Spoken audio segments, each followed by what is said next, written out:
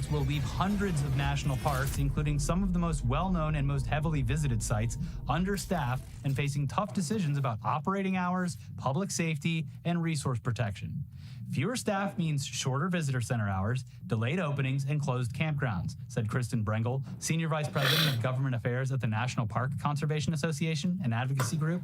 Trash will pile up, restrooms won't be cleaned, and maintenance problems will grow, she predicted. Guided tours will be cut back or canceled, and in the worst cases, public safety could be at risk. The Trump administration's actions are pushing an already overwhelmed park service to its breaking point, Brengel said, and the consequences will be felt in our parks for years. Among other cuts, 16 of 17 supervisory positions at Wyoming's Grand Teton National Park were eliminated, Brengel said, leaving just one person to hire, train, and supervise dozens of seasonal employees expected this summer at the popular park where thousands of visitors marvel at grizzly bears and bison. Well, they're going to be doing more than marveling this summer. Yeah, up close and personal. Yeah, it's going to be man versus beast. Look, we're all tightening our belts, and that includes the grizzly bears and bison. Please do not eat our lovely visitors. The 1 out of 20 dudes who thinks they could take a grizzly this summer is your chance. And continues, Stacey Ramsey, a ranger at the Buffalo National River in Arkansas, wrote on Facebook that she was fired on Friday. She had been a probationary employee in the first year of a 4-year position funded by the 2022 Inflation Reduction Act, the climate law signed by former President Joe Biden. Did those who made the decision know or care that the main objective of my position is to provide preventive search and rescue education to keep park visitors safe? She asked in a widely shared Facebook post. Brian Gibbs, who had been an environmental educator at the Effigy Mounds National Monument in Iowa, was heartbroken after losing what he called his dream job on Friday. I am the defender of your public lands and waters, Gibbs wrote on Facebook in another widely shared post. I am the motivation to make it up the hill, the Band-Aid for a skinned knee, and the lesson that showed your children that we live in a world of gifts, not commodities. That gratitude and reciprocity are the doorway to true abundance, not power, money, or fear. And they point out that, once again, a lot of this funding, it came from the Inflation Reduction Act, but also from a bipartisan bill that Trump himself signed back in 2020 called the Great American Outdoors Act. Yeah, it's so like, I mean, listen, I'm sure there are plenty of absolute freaks who think the National Parks Service is socialism and we should privatize it. But I feel like it's generally speaking a pretty bipartisan consensus that this shit is good. Yeah. And we need to take care of it. There's multiple third rails that have been touched in just the last week, specifically when it relates to, national parks and veterans and Medicaid. Things you typically even the Republican Party does not go after. Yeah. That they are... Everyone disliked that. Yeah. Now, this is without mentioning all of the businesses and industries that will be affected by drastic cuts to our National Park Service. As Forbes points out, $639.5 billion. That was the economic output of the outdoor recreation industry in 2023, surpassing industries such as farming, mining, and utilities, according to the Bureau of Economic Analysis. Of that figure, national parks generated $55.6 billion to the U.S. economy, supporting 415,000 direct and ancillary jobs, according to National Park Service data. It sounds like something that is both beneficial and cost-effective. Seems like whatever we're paying for it, it's worth it. Because, when Forbes points that out, they're obviously talking about, yes, of course the national parks do bring in money and create job opportunities and education for the youth or whoever in America, but also the industries surrounding outdoor activities and how much money and tourism dollars and equipment, just everything that goes into that. All of the... It's a gigantic industry. Anytime you go to a national park, the amount of tourists from foreign countries is crazy. People come from all around the world to see these places. So. It's beautiful. There's an entire industry around just getting them there and housing them, taking them on canoe trips or kayaking trips, just fishing, just everything that surrounds anything having to do with the outdoors.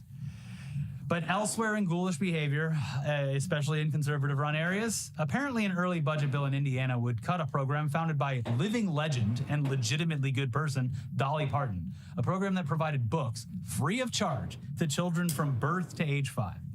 Obviously, can't have that, despite the program literally resulting in a surge in the state's literacy rates since it launched. Yeah, that's the problem. People are learning to read, and I don't know. They're getting a lot of ideas. Here's a local outlet, the South Bend Tribune, with this. Dolly Parton's Imagination Library, which the country music star started, sends new books each month to more than 10,000 children in St. Joseph County and more than 5,000 in Elkhart, LaGrange, and Noble counties. Now found in every Indiana county, the program has been hailed as helping to raise Indiana's child literacy ranking from 19th to 6th place nationwide. But as it sits now, Indiana legislators don't have the state's usual match of 50% funding in House Bill 1001, the biennial budget. Wait, they're only paying for half this shit? Dolly's covering the other half? And they're still not happy. What? It sounds like a great fucking deal. The other half is, I guess Dolly gets the books at a discount, and then like the United Way fills out the rest. And then it's like, I don't know. I don't think we have enough. These books are almost free. They're half free. Yeah.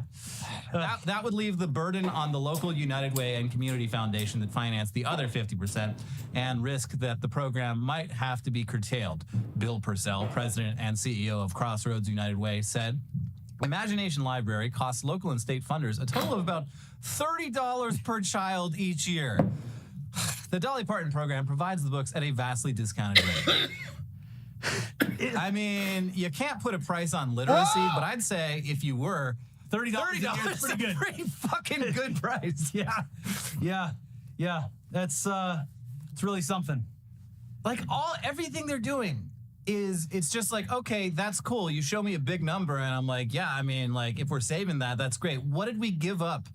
Oh, no, that's not worth it. And by the way, Musk did have an answer because, yesterday he pitched like, well, you're not getting any of this savings. And then Musk at CPAC, he was like, and we're going to send everyone a $5,000 check in the mail. No, you're fucking not. First of all, yes, no, he's not. Second of all, Mike Johnson was asked about it immediately, and he's like, well, I think the money should probably go to paying back the deficit. Because Mike Johnson knows that if you do the fucking math, it like, it's ridiculous. Like after we covered it yesterday, NPR came out with their own estimate saying that it was even lower. Like when we read in Bloomberg, it said like $8 million in cuts, but like NPR's calculation was that it was closer, or $8 billion. NPR's was that it's closer to $2 billion, which like comes out to like $6 per person. Like you're not getting $5,000, and also the whole point of this is to like cover the national debt or whatever. You're never seeing this shit. No.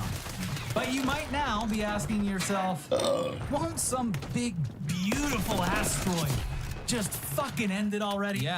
Yeah. Well, we got good news and bad news. Unfortunately, you'll have to wait until at least 2032 for the next city killer size asteroid. What, the fourth or fifth Trump term? Yeah, but then it's only potentially going to strike Earth. But earlier this week, NASA scientists said that there was a 3.1% chance that this baby will, in fact, hit Earth, making it the, quote, riskiest asteroid ever detected. You know what? I like those odds. Yeah, I'll take them.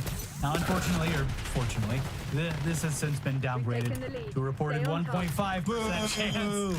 Boo! So not nothing, but enough to where if you didn't already feel like you were living in the movie Don't Look Up, reality has started doing away with any subtext. It's just, we're just gonna do the plot of the movie now. Still, it's a relatively low chance, but we really think that 2024YR4 has what it takes to show us who's boss in the galaxy. Prove me wrong, asteroid.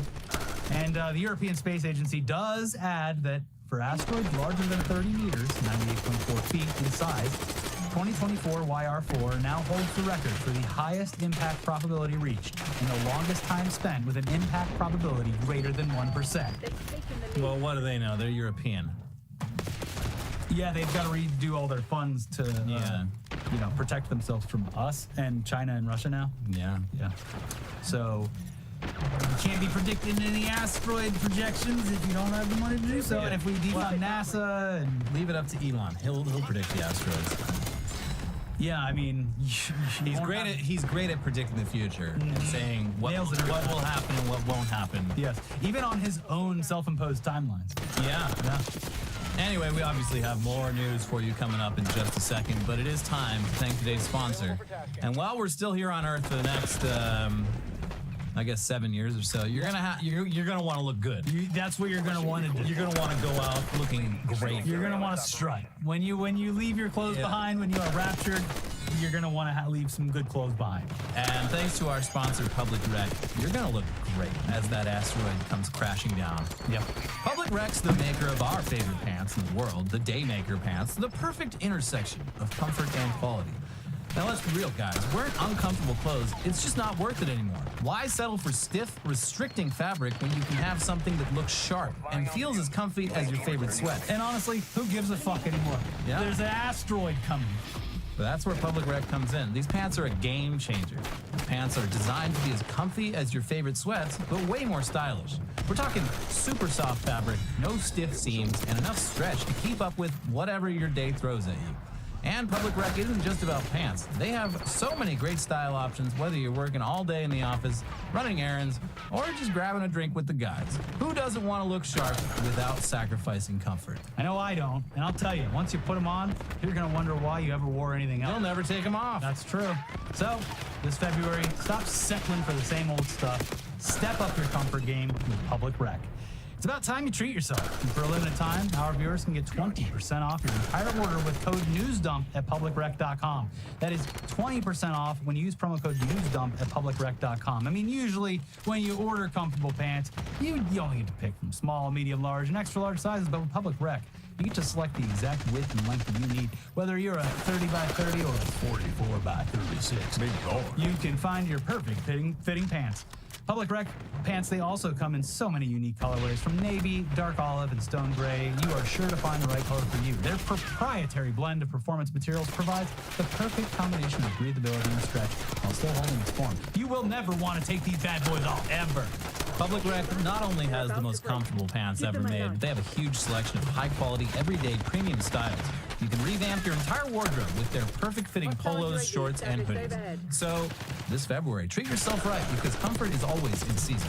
Upgrade to Public Rec and feel the difference.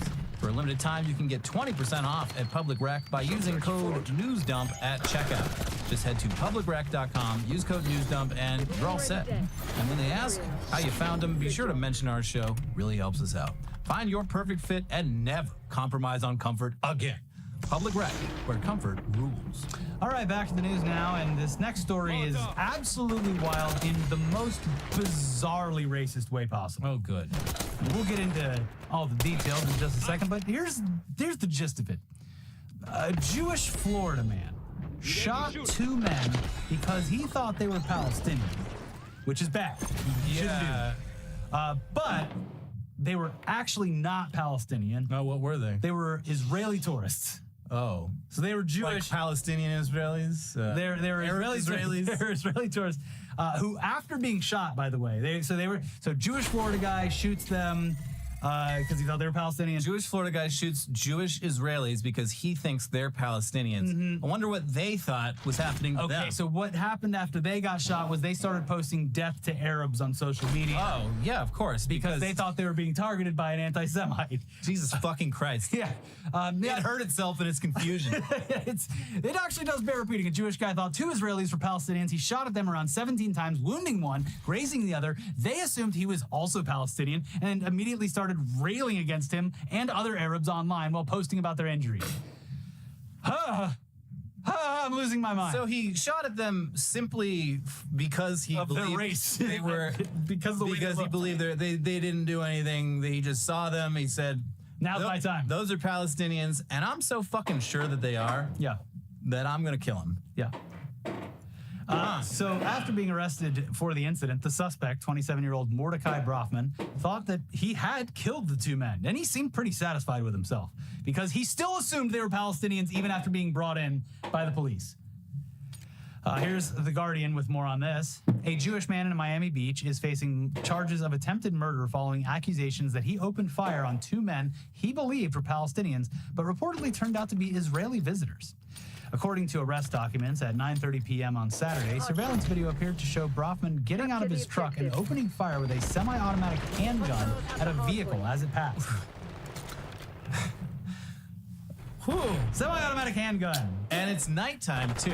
Like, I bet if you took, like, just a random sampling of Palestinians and non-Palestinian Arabs and put them in a room and said, like, You're not allowed to talk. Just point out the ones who are Palestinian and the ones who aren't. They would get it wrong. They don't look a certain way. Yeah. This is ridiculous. I know. This is insane. It's infuriating, too. Because everyone blamed Palestinians and none were involved. Yeah, no Palestinians were involved in this whatsoever. At all. And they're, oh my God. While in custody, Braffman spontaneously told detectives that while he was driving his truck, he, quote, saw 2 Palestinians and shot and killed both. Arrest document said. Pretty cool, huh?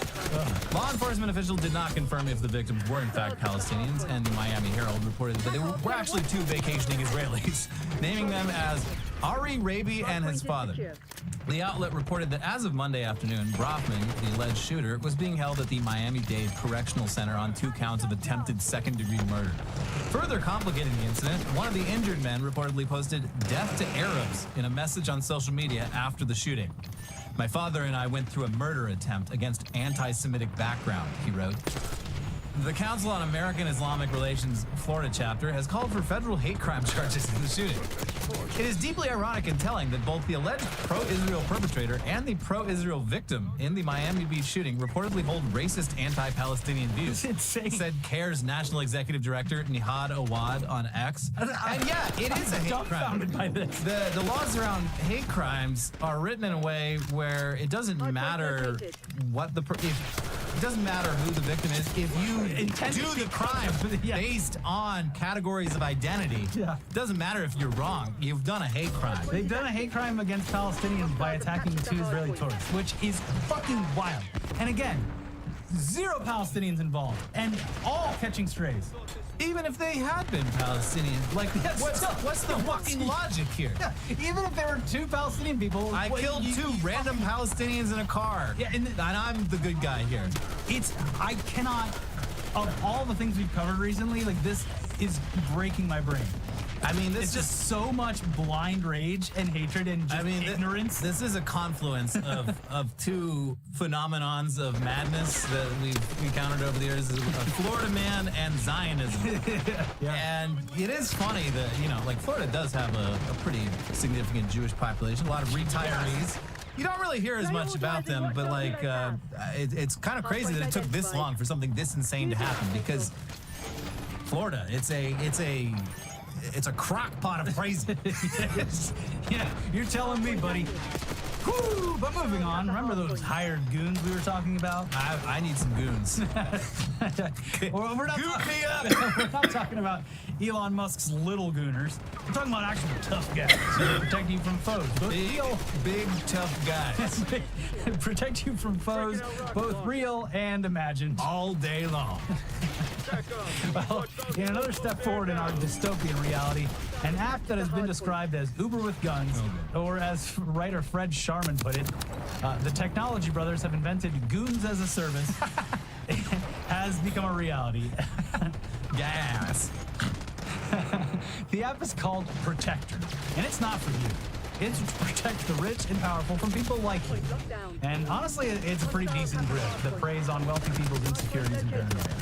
Yeah, I mean, get that bag, I guess. Also, like, what are you so worried about unless you have a reason that everyone is fucking furious at you to the point where they want to cause you fucking physical harm? Maybe you're Israeli but are frequently mistaken for Palestinian. Oh my God. And you're driving around Florida and you want to be safe. That's right.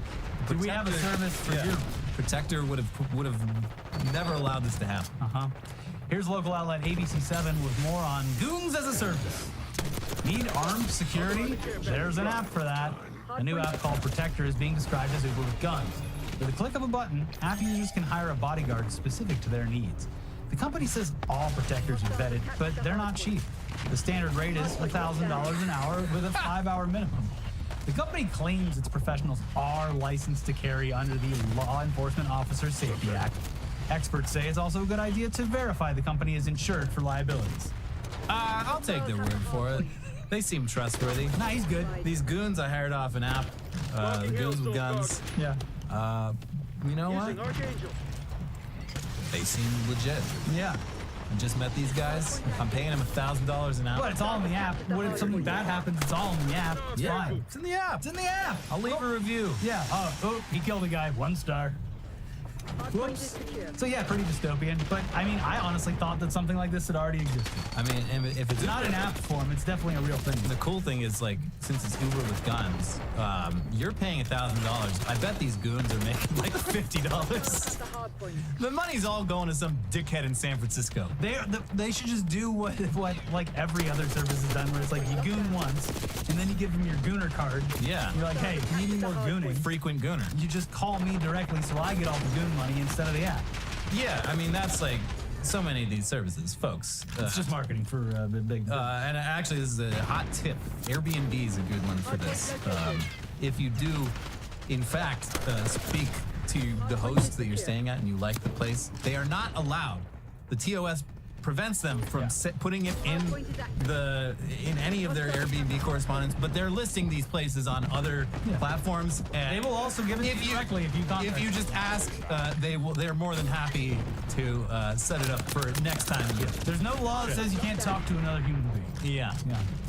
Anyways. But, yesterday we spoke about people who voted for Trump without realizing the direct consequences that his administration would have on them and their friends and families. The old, I never thought the leopards would eat my face, sobbed woman who voted for the leopards eating people's faces party. You know, classic.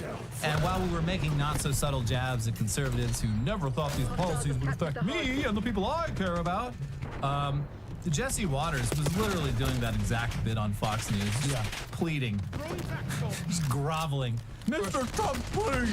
For his military veteran friend who shockingly was on the receiving end of the Doge cuts. Oh, wow. I thought we were only cutting the liberals. Oh, geez, guys. I thought all the loyal conservatives would get to keep their jobs. I have the brain of a child. Every weird MAGA sycophant who has been directly affected by this in the past 2 weeks always comes out, and it's very reminiscent of the Cybertruck reviews. Like, first of all, best president. I love what Doge is doing.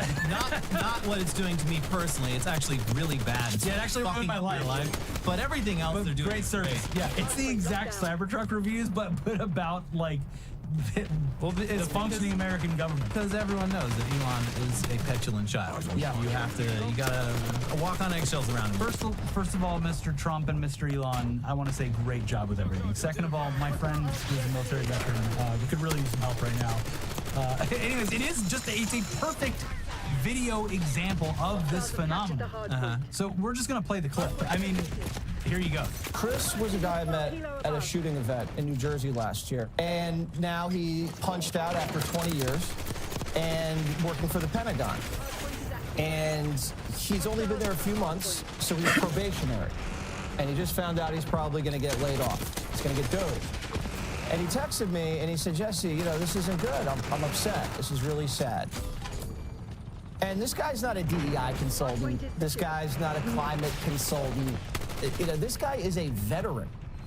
So when you're talking about doging people, veterans should get priority. You shouldn't be in the same category as people that are doing DEI. We just need to be a little bit less callous with the way, Harold, we talk about doging people. Wow. Cool. Yeah. Anyway, let's end the episode with some potentially good YouTube news. Woo! Or at least good news if you like supporting channels and not watching pre-roll ads.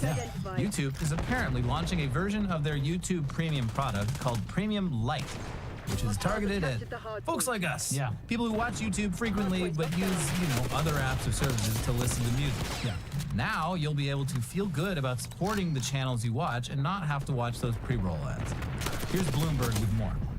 Alphabet Inc.'s YouTube plans to introduce a new, lower-priced version of its paid video service, offering its vast library of podcasts and how-to clips without advertising. The package, dubbed Premium Lite, will be announced soon in the US, Australia, Germany, and Thailand, according to a person familiar with the plans. The service will target viewers who primarily want to watch programs other than music videos. As part of our commitment to provide our users with more choice and flexibility, we've been testing a new YouTube Premium offering with most videos ad-free in several of our markets, the YouTube spokesperson said in a statement. We're hoping to expand this offering to even more users in the future with our partners' support. The change comes at a time of increased competition for the attention of podcast fans, in particular, who have multiple choices for how and where they consume their favorite shows. The Premium Lite plan has been in testing in overseas markets for months, according to The Verge, but it will now officially roll out more broadly, including in the US for the first time. And again, that is it's great. I use YouTube Premium. I've never used the YouTube Music thing. Anything like that. So, but I really love YouTube. That I had it. Yeah, I love YouTube. It's like how Amazon Prime. Although I'm very close to canceling my Amazon account finally, because I've found plenty of alternatives. But it's like how Amazon Prime's like, yeah, you get Prime Music. What, you don't want to use Prime Music? Everybody loves Prime Music, right?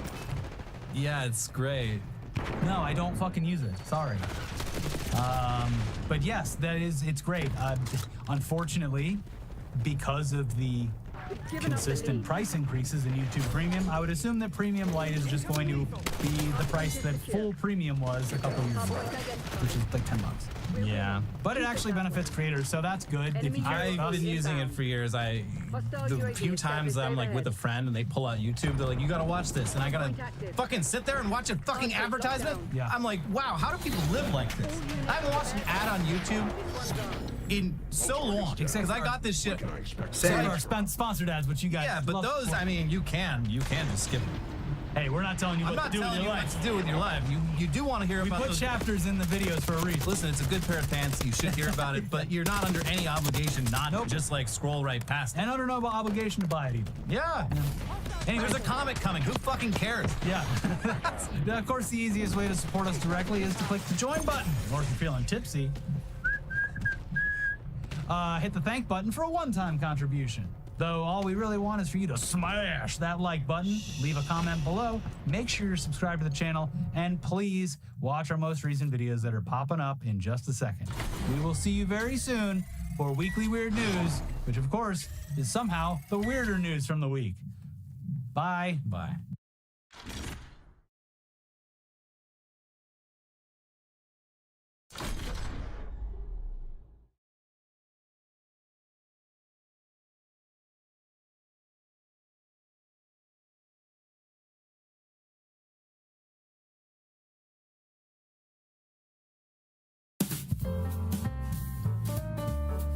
Oh, we're back. Oh, thank you. We're back. Oh my God. Oh my God, we're back. We're back. We did it.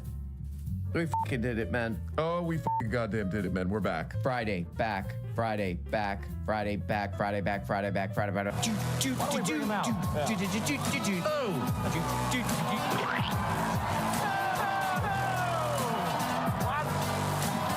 Oh my God. Oh my God. Daddies are more stronger than mommies. Turns off. Man, okay? Oh, goddamn.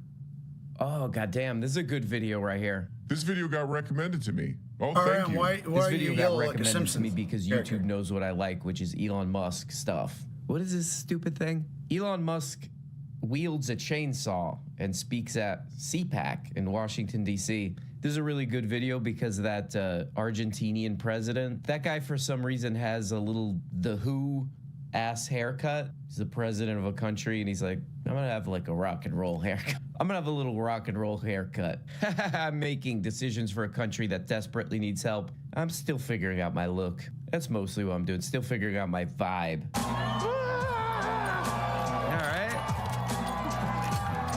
Wait, hold on. What was that? Turns off. Playtime, dude. Let's see what you're made of. Sure. Take your combo. Oh, oh, shit. Okay. Oh, damn. Okay. Okay, so that's the Argentinian president. He's trying to figure out his identity. He's trying to find who he is, and he saw Kink's album cover, and he said, that's for me now. Give the guy a break, man. He's 15 years old. Oh, sorry, I read that. 50. I read that wrong. He's got the little Kink's ass haircut. So he brings out a chainsaw, so that's like a symbol. I'm trying to figure out what the symbol is. Oh, when you have a chainsaw, you pull the cord to start it. Pull. Like a rug pull. Okay, I get what he's saying. He's referencing the rug pull, one of the biggest crypto scams that he was just involved in. Like if you search the guy's name, that's what comes up. That's an interesting, I mean, it's hard to get there. you know, when you see the chainsaw. Oh, he's referencing the rug pull that he's like under investigation for. Well, the biggest ones ever. Yeah, it's pretty good stuff in Argentina. You know, the economy is totally going down the toilets. And they got a guy with rock and roll hair doing crypto scams, global crypto scams that probably a lot of his followers fell for. There's a bunch of protests happening in Argentina right now. This would be like a funny revolution moment. You know, people are storming into whatever the hell the Argentina version of the White House is. They're storming in there. And the rock and roll hair president is like, oh no. Oh no. I gotta get my original Pressing Cream album. Oh no, they're overthrowing my ass. I gotta get my 180 gram vinyl The Birds albums and get the hell out of here. You get it, whatever. Okay. So, oh, he's cool too, apparently. I am become meme. Okay. Yeah, pretty much. Right. I'm living the meme. It's like this living the dream and there's living the meme, and it's pretty much what's happening, you know. You're like, oh man. Oh man. Okay. Oh, this is brutal. This is, I'm gonna admit, this is hard to watch.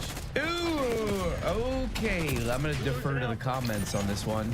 Crazy that the Argentinian president was the sanest one on stage at one point. Oh, good God. What's this goddamn guy say? How embarrassing for humanity. Hey, shut the f up, man. What does this guy say? What's this one? Bruh was meticulously designed in a lab to be as cringe as possible. America is embarrassing. Hey, you can't say that about my country, goddamn you son of a bitch, you. Show me the proof, dumbass. You know, and have like a sense of humor. You know? So, I mean, the sort of the left wanted to make comedy illegal, you know? Like, you can't make fun of anything. So there's like, comedy sucks. It's like, nothing's funny. You can't make fun of anything. It's like, legalize comedy. Yeah. Hold on, I gotta see that again. It's like, legalize comedy. Yeah. Oh man, yeah, this is hard to watch. It's like watching a guy do an impression of a person. It really feels like before he says this stuff, he should say, this is what you guys are like. This is what you guys are like. Bring back comedy. Right? That's what you guys are. If I were a person, this is what you guys do. Bring back comedy. Right? You know? Waste, because they don't care. Nobody can, there's more money coming, they don't care. Yeah. You're cutting all this out. Everybody in this country knows that the government is full of waste, fraud, and abuse. Right. You're doing the work, and the Americans love it. Watching their reaction. I do, yeah. I can't believe how bad they are at responding to this. I don't know how you're going to sit there and scream and complain because they're cutting waste out of the government and try to win another election. How do you... Right. Well, at this point, I'm not sure how much of the left is even real. Yeah. You know? Absolutely, man. How much was propped up by our money? Okay. Yeah, like literally, you know, you see like these sort of fake rallies where there's like hardly any people, and the media will like frame it and like, you know, get all 6 people, you know, in the frame, but it's like nobody else is there. Like just, it doesn't have popular support.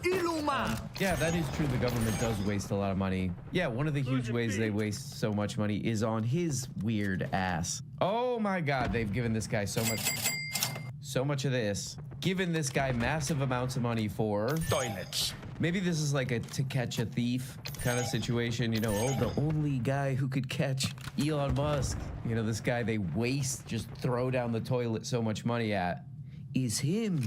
He's gonna go in there and uncover, oh man, there's this weird, charmless guy. There's this guy who seems like he's always speaking for the first time. They waste so much money, we gotta stop this. Oh, and then on and on, he's like, oh, I don't even know if the left, whatever that means to him, who knows. I don't know if the left is even real. Nobody likes that. Okay, let's look at this. This is from today, the day I'm recording this. What the hell does this stupid thing say? What the hell does this weird thing say right here? Americans have more negative than positive views of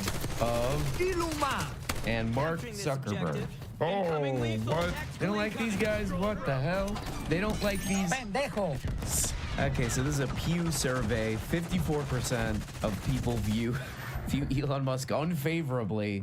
54% of the people they surveyed view Elon Musk unfavorably, as opposed to 42% like him. Look at Mark. Oh my God, Mark's getting killed in these Mark's getting absolutely boom in these surveys. Oh my God, people hate Mark Zuckerberg. And don't they know he's cool now? He has those shirts. He's cool. And they must have done this before he did that. It's probably like 100% now.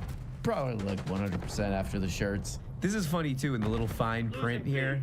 3% of US adults haven't heard of Elon Musk, and 6% haven't heard of Mark Zuckerberg. That's adorable. I like that. They're like, oh yeah, those are, what's the dude's name? Some meme. What is that? What are they, like sports guys or something? I don't know. I gotta get the hell out of here. Wild, like we just did like a check the database on Social Security. Like says how many alive Americans eligible for Social Security are there? And according to the database, it's over 400 million. And we're like, wait a second. Right? And how many are getting again? And then like we found like one person in there is like 360 years old. I'm like, what? They just banned 100 years before the revolution. Hey, whoa. Hey, the interviewer stepped on the stupid guy's joke. Shut up, man. I don't totally get what's going on here, honestly, because I think the people who believe what Elon Musk is saying, I don't think he would need to provide any evidence or anything or any figures. I think he could just say, look, I'm going in there and I'm saving everyone lots of money. Don't worry about it. No website, no nothing. And they would be like, awesome.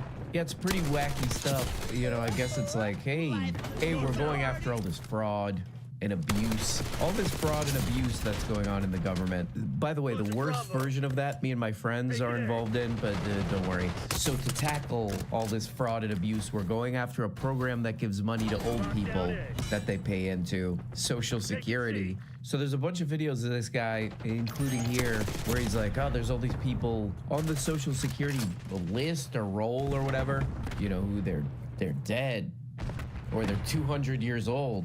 Oh man, look at this fraud. So there's all these people on there who should be dead or something. So I guess he's implying like, oh, something's fishy here. There must be millions and millions of people who should be dead, but they're getting old people money from the government. What a waste. Okay, what the hell does this say right here? 67 million people get Social Security benefits. Only 0.1% are over the age of 100. So yeah, even if we believe this, this is their big achievement, the going after money for old people system. And it does appear to be total bullshit, what he's saying here. It's just kind of like made up crap. Which, if I had to guess, like what's actually going on here, like what's up, you know, why is their website so stupid looking? Why does this all seem so kind of lazy? But whatever this scam is, if I had to guess, looks like Elon Musk is just kind of like stealing a bunch of personal data from the federal government probably, and then just like, how can I throw up a brilliant smokescreen to distract from what the hell my little lack of body control ass is really doing here? Yeah, I'll throw some crap up. Oh, there's dead people getting Social Security. I think that's what's probably going on and why this is all so lazy. They're just like, I don't know, just say something to make it look like we're doing something else. Okay, this is kind of a funny little segment here. I don't know. But are there indications that there were checks going to those people, or any of those people? Well, yeah. That's, I guess, the question, right? Okay. I mean, I get the Social Security Administration is dumb. But let the guy talk, man. These people, are they that dumb? I don't know. A bunch of money is going after the Social Security Administration, and in fact, from all entitlement programs. A bunch of money is going out. Yeah, that's true. It doesn't really answer the question. But are there indications that there were checks going to those people, or any of those people? The dead people. Yeah. That's, I guess, the question. Right. Okay. I mean, I get the Social Security Administration is dumb, but are they paying these people? Are they that dumb? I don't know. Let the guy answer. A bunch of money is going after the Social Security Administration, and in fact, from all entitlement programs. 70 people. That's kind of funny. People were speculating that Elon Musk is on drugs because he's weird. You know, it's hard to tell. Is that guy on drugs or just weird? All in the chat next to this, they're like, "Is that guy on drugs?" But this part makes me think he's not on drugs because he did kind of very, you know, with a lot of awareness, dance around that one because he knows he can't say yes. He knows it might be like too big of a lie to say yes. Oh, there's all these dead people on Social Security? Are they just sending those dead people money? He's like, well, look, here's the deal. We send a lot of money out from that thing.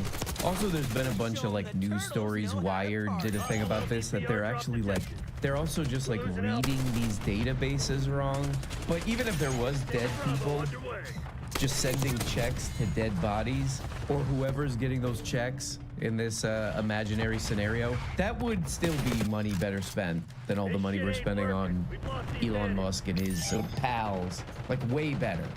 Way, way, way, way better. Yes, send checks to dead people, and not to them. Programs. 72 billion in waste in like 7 years. It's 10 billion a year. Well, I think the rough estimate from... Whoa. I don't know who this guy who's interviewing Elon Musk, I don't know who this guy is, but he's very irritating as well. It's like you have the two sides of being annoying. Like just kind of a smug, your standard smug, annoying guy who answers all his own questions, and then a guy who we can't tell whether or not he's on drugs. This is fascinating stuff right here. So this guy, nameless numberhead man who's interviewing Elon Musk here, I can't believe that this guy is somehow more annoying than he... I mean, the bar for charisma is like on the floor, and the guy's like, I'll go under that. I'll go right under that one. But this guy's like, Social Security sucks. Social Security is like, it's kind of a boring thing to talk about. People talk about it on YouTube all the time, Social Security and all this crap. Really all it is like the bare minimum of having a society, really. You know what we should not have? Millions of elderly homeless people. That might be something we want to kind of put a Band-Aid over. You know, that's Social Security. But all these guys are always like, oh, it's so terrible. It's so terrible to have a floor to society. But this guy's like, look at all this waste. Look at all this fraud. Look at all this fraud that goes on in Social Security. And what does he say? It's like 70-something billion. 70-something billion of fraudulent crap in this thing. Man, that sucks. I looked this up. Social Security is the biggest government program. Again, because we don't want homeless elderly people flooding the streets, you know? Maybe we do. Might be interesting. Okay, now, come on. The number he gives is real. There was a real report about this. It's about 1% of the Social Security payments. And because I have a lot going on in my life, I read the report about this. It's overpayments. So it's like a lot of people will like, you know, they're old enough to get Social Security, but they like have a job, and there's some like mix up, and they're like, I still got my check even though I have a job, and they get paid too much. It's like stuff like that. And it's like, okay, if Elon Musk wants to figure out a way to make that more accurate for that 1%, all right. I say, what the hell? Give those old people some extra money. Who cares? But that's sort of funny from this kind of like, what would we call this guy? Sort of a ghost wearing a suit, maybe? That he would be like, look at this massive fraud. This thing's a disaster. 1% of the time, somebody gets paid too much in their Social Security check because they're working at Walmart, you know, part of the time, or whatever the hell, they get paid too much. What a massive fraud. What a disaster. So they're flying illegals into the swing states. Right. And if you've got like a margin of victory of maybe 20,000 people, and you fly 200,000 illegals into that state, it's not going to be a swing state for long. Change the numbers. Okay. Eventually. They got to take those stupid chains off. It's like hitting the mic, you idiot. Go ahead. Yeah. Maybe in 4 or 8 years, you're talking about It's just a matter of time. It's a long game. It's just a matter of time. Yeah. So it might take like a year for an asylum seeker or something to get a green card, and then 5 years for the citizenship. It's an investment that is guaranteed to pay off. Yeah. Just a question of when. Yeah, that's kind of a fun part because it seems like Elon Musk forgets that people who aren't citizens can't vote. The guy's like, oh, eventually they will, right? Like the guy kind of steps on his whole thing here.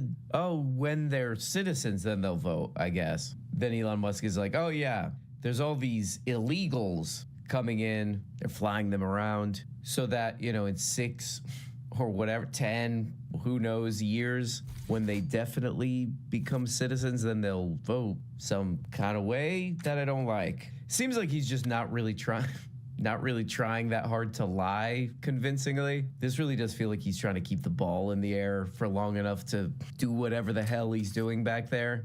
back there with all that sensitive information, which I would like to say, Elon Musk, do not look at my debit card number, you son of a bitch, you. Stop looking at my transaction history, goddamn you to hell. That's private. But anyway, then that guy kind of like steps on his little story here. He's like, well, eventually they'll vote, right? And then Elon Musk is like, yeah, because they'll, you know, go through the citizenship process, then they can vote, right?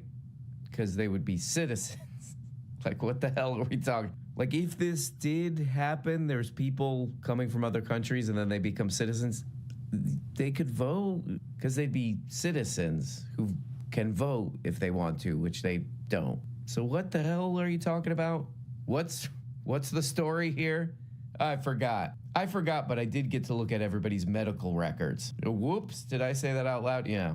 Okay, enough. Daddies are more stronger than mommies. Zing around. Now this guy, this very likable guy here is gonna get to some hard-hitting questions for Iluma. All right, finally, he's gonna really press this guy. Here we go. So I got one more for you. Okay, hit him. I've been fascinated by you for a very long time.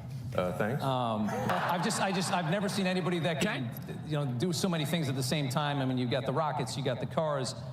I've always wanted to ask you, what is it like inside your mind? Like, is it just 1,000 miles an hour? I mean, are you? Yeah. Is it just not? I mean, does it ever stop? Do you sleep? How much do you sleep? You got to get out of there, man. You got to just walk away. You got to just realize what you said and then kind of just leave society.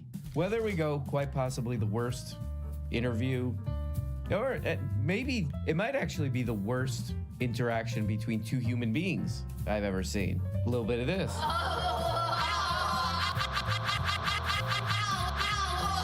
A little bit of this. Well, guys, praise the Lord. It is Friday. Oh, it's our favorite day. Toilet. Hope you have a great weekend. I know the way you're going to act this weekend, and It's demented? okay, that's enough with the drops. No more. Talk to you next time. Bye-bye. Hey, guys, what's going on? How are you? Go ahead. Oh, wait. Please answer into the screen that question, please. Hey, don't forget you're missing episodes every single week. That's disgusting. Admit it. So if you ever stop doing that disgusting act, subscribe on Patreon. Subscribe on Patreon. It's for as little as $2 every month. That's not, well, seriously, it's basically nothing. And you get every single episode and live shows and question and answers and all this crap. Go click the link in the description. It's there. Subscribe. Yeah. Bye.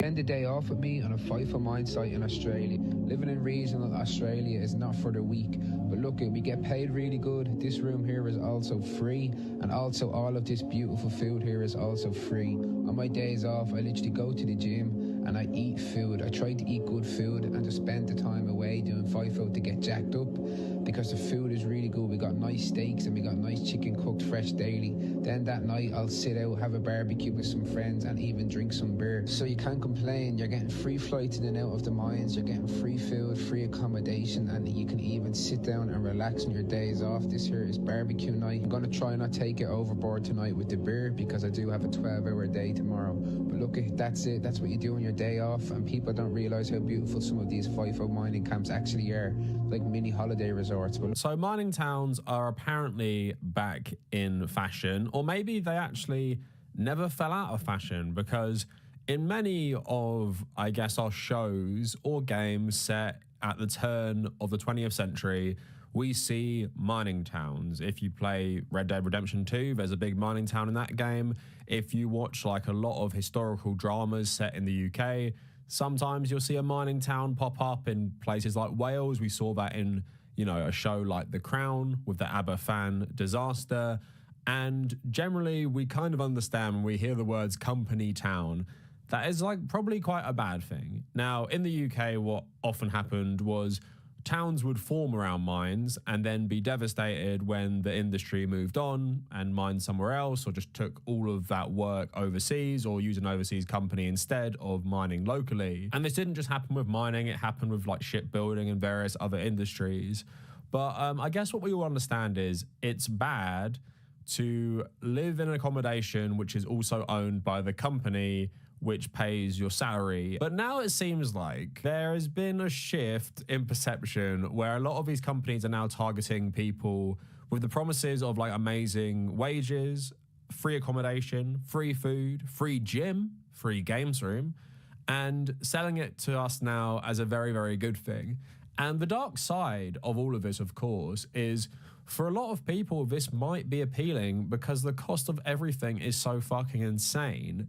And I fear this is the dystopian reality we're moving towards, that most giant corporations, even if the workers primarily work in offices, they're going to start offering, you know, accommodation, food. All your basic needs will be taken care of as long as you pledge eternal servitude to this corporation. Now, we're seeing right now in America, we have Elon Musk being a shadow president, and he believes in something called technocracy, which actually kind of believes in this. It's basically that it's a dictatorship of the entrepreneur inventor class, but also the everyday person will have their basic needs taken care of, but at the same time they are basically a slave to this thing called the technate. And we're kind of seeing that, and we're seeing like company towns on steroids, and basically like people making company towns for the 21st century and trying to put like this modern twist on it so people don't actually think it's bad, that your employer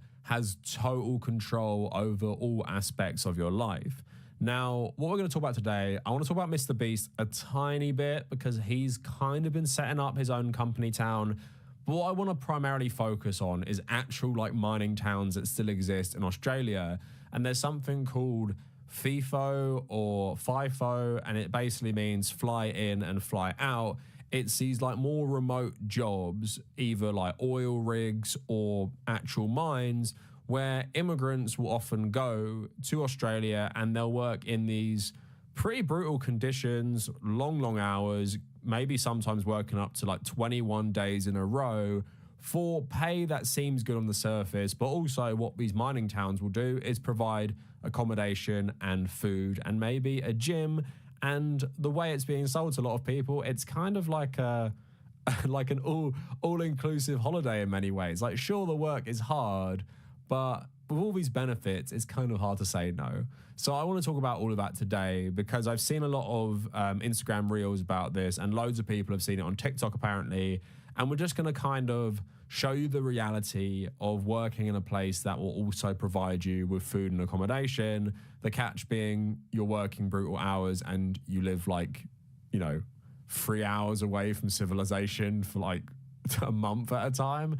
So all of that coming up for you today. Please like the video, check me out on social media, mainly on Instagram, and also consider supporting the channel with YouTube memberships or on my Patreon page. So first, before we get into the Australia stuff, I want to talk about Mr. Beast. So this article by Best just wrote an article about Mr. Beast company town called Mr. Beast Just a Part of Your Life Now bought a whole neighborhood for his workers. And it just goes through the like brief history of like famous company towns. So in 1903, Milton Hershey founded the town of Hershey in the Derry Township in Pennsylvania.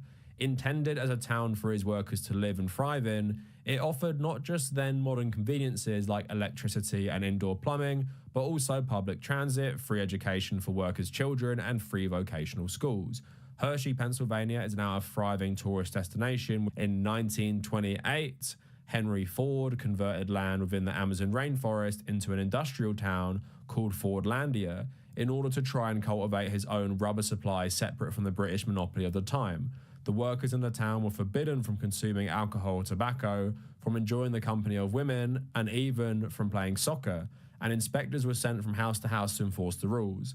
The tensions regarding the restrictions built up to a worker revolt, quelled days later by the Brazilian army. The town was abandoned by 1934, and not one drop of latex from Fordlandia ever made it into Ford's car.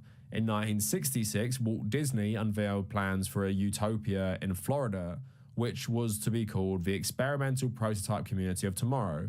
The plan was for a community of 20,000 residents living in neighborhoods that would double as a showcase of industrial and civic ingenuity, where lower-income workers would reside in an outer ring of high-rises, while the more prosperous could be found towards the center. Disney himself would die that same year, his vision unrealized, and the company chose to make Walt's intended city into a vacation destination instead, which now includes a theme park fittingly called Epcot. And in 2023, YouTuber Mr. Beast bought a neighborhood in his hometown of Greenville, North Carolina for his friends and staff to live in, and everyone who knows anything about any of the above stories can't help but notice some parallels there. Before we talk about Mr. Beast a bit more, you saw in those examples, you had like a terrible like mini dictatorship by Henry Ford, and then you had like these ones which were, I guess, better, where your children could get an education, where all your like basic needs would be met. And then with Disney, you had like a utopia, and like less respected employees would live on the outside, and more, I guess, valuable employees would live in the inner part of this utopia. But at the same time, although if you live in dire circumstances, these all sound like very appealing and nice, wouldn't it be nice if your company took care of you? At the same time, we should live in a society where you don't have to pledge your allegiance to a corporation and rely on your employment for your basic necessities. Now, in America, we have a form of that with a lot of people with healthcare being tied to employment, but at the same time, none of it should be tied to employment. The state should give everyone education, water, housing, all this stuff for free. You pay your taxes, the state provides for you. That's how it should work. That's how it does work in some capitalist countries. But as a country takes less care of its civilians, these types of things become more appealing. And you can't fault a lot of people for going along with this when times get so desperate. It's hard to tell someone who is desperate, yeah, but the government should provide you with that. Because what's that going to do? And I feel kind of the same as we're going to talk about the Australia stuff.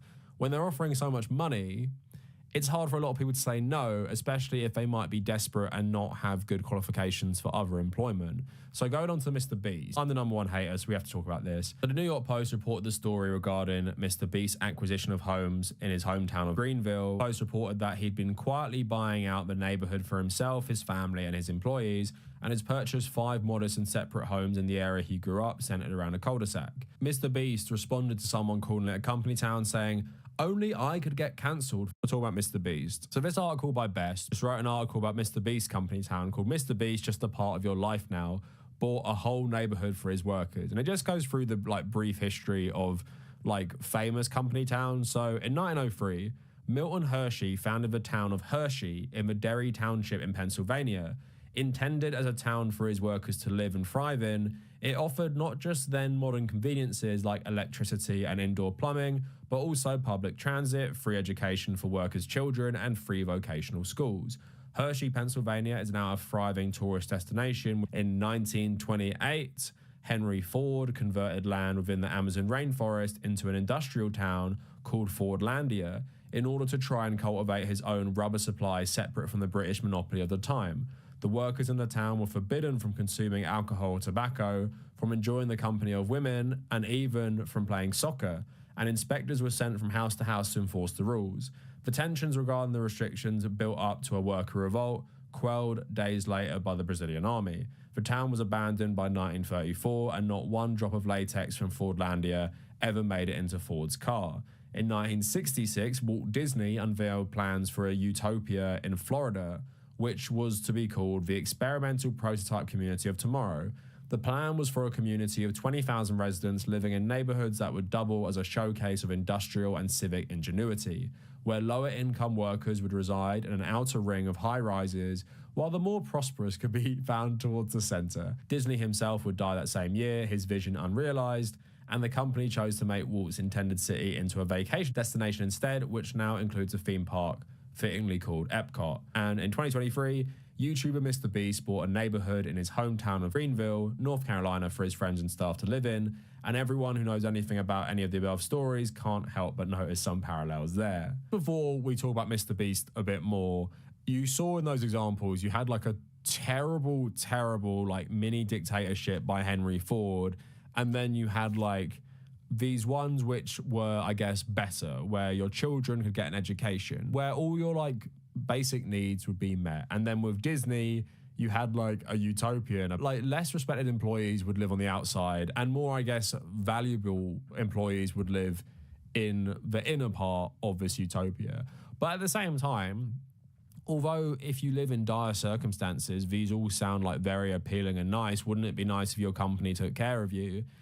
At the same time, we should live in a society where you don't have to pledge your allegiance to a corporation and rely on your employment for your basic necessities. Now, in America, we have a form of that with a lot of people with healthcare being tied to employment, but at the same time, none of it should be tied to employment. The state should give everyone education, water, housing, all this stuff for free. You pay your taxes, the state provides for you. That's how it should work. That's how it does work in some capitalist countries. But as a country takes less care of its civilians, these types of things become more appealing. And you can't fault a lot of people for going along with this when times get so desperate. It's hard to tell someone who is desperate, yeah, but the government should provide you with that. Because what's that going to do? And I feel kind of the same as we're going to talk about the Australia stuff. When they're offering so much money, it's hard for a lot of people to say no, especially if they might be desperate and not have good qualifications for other employment. So going on to Mr. Beast, I'm the #1 hater, so we have to talk about this. But the New York Post reported the story regarding Mr. Beast's acquisition of homes in his hometown of Greenville. The Post reported that he'd been quietly buying out the neighborhood for himself, his family, and his employees, and has purchased 5 modest and separate homes in the area he grew up, centered around a cul-de-sac. Mr. Beast responded to someone calling it a company town, saying, "Only I could get cancelled for giving people a place to live with no strings attached. All these company town tweets make no sense. I was just helping some people." So we know Mr. Beast treats his employees like absolute shit.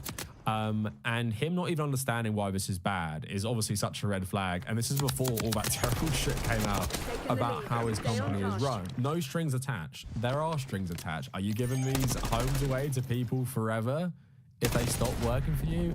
That's the string. You now have ownership over where they live as well as paying their salary.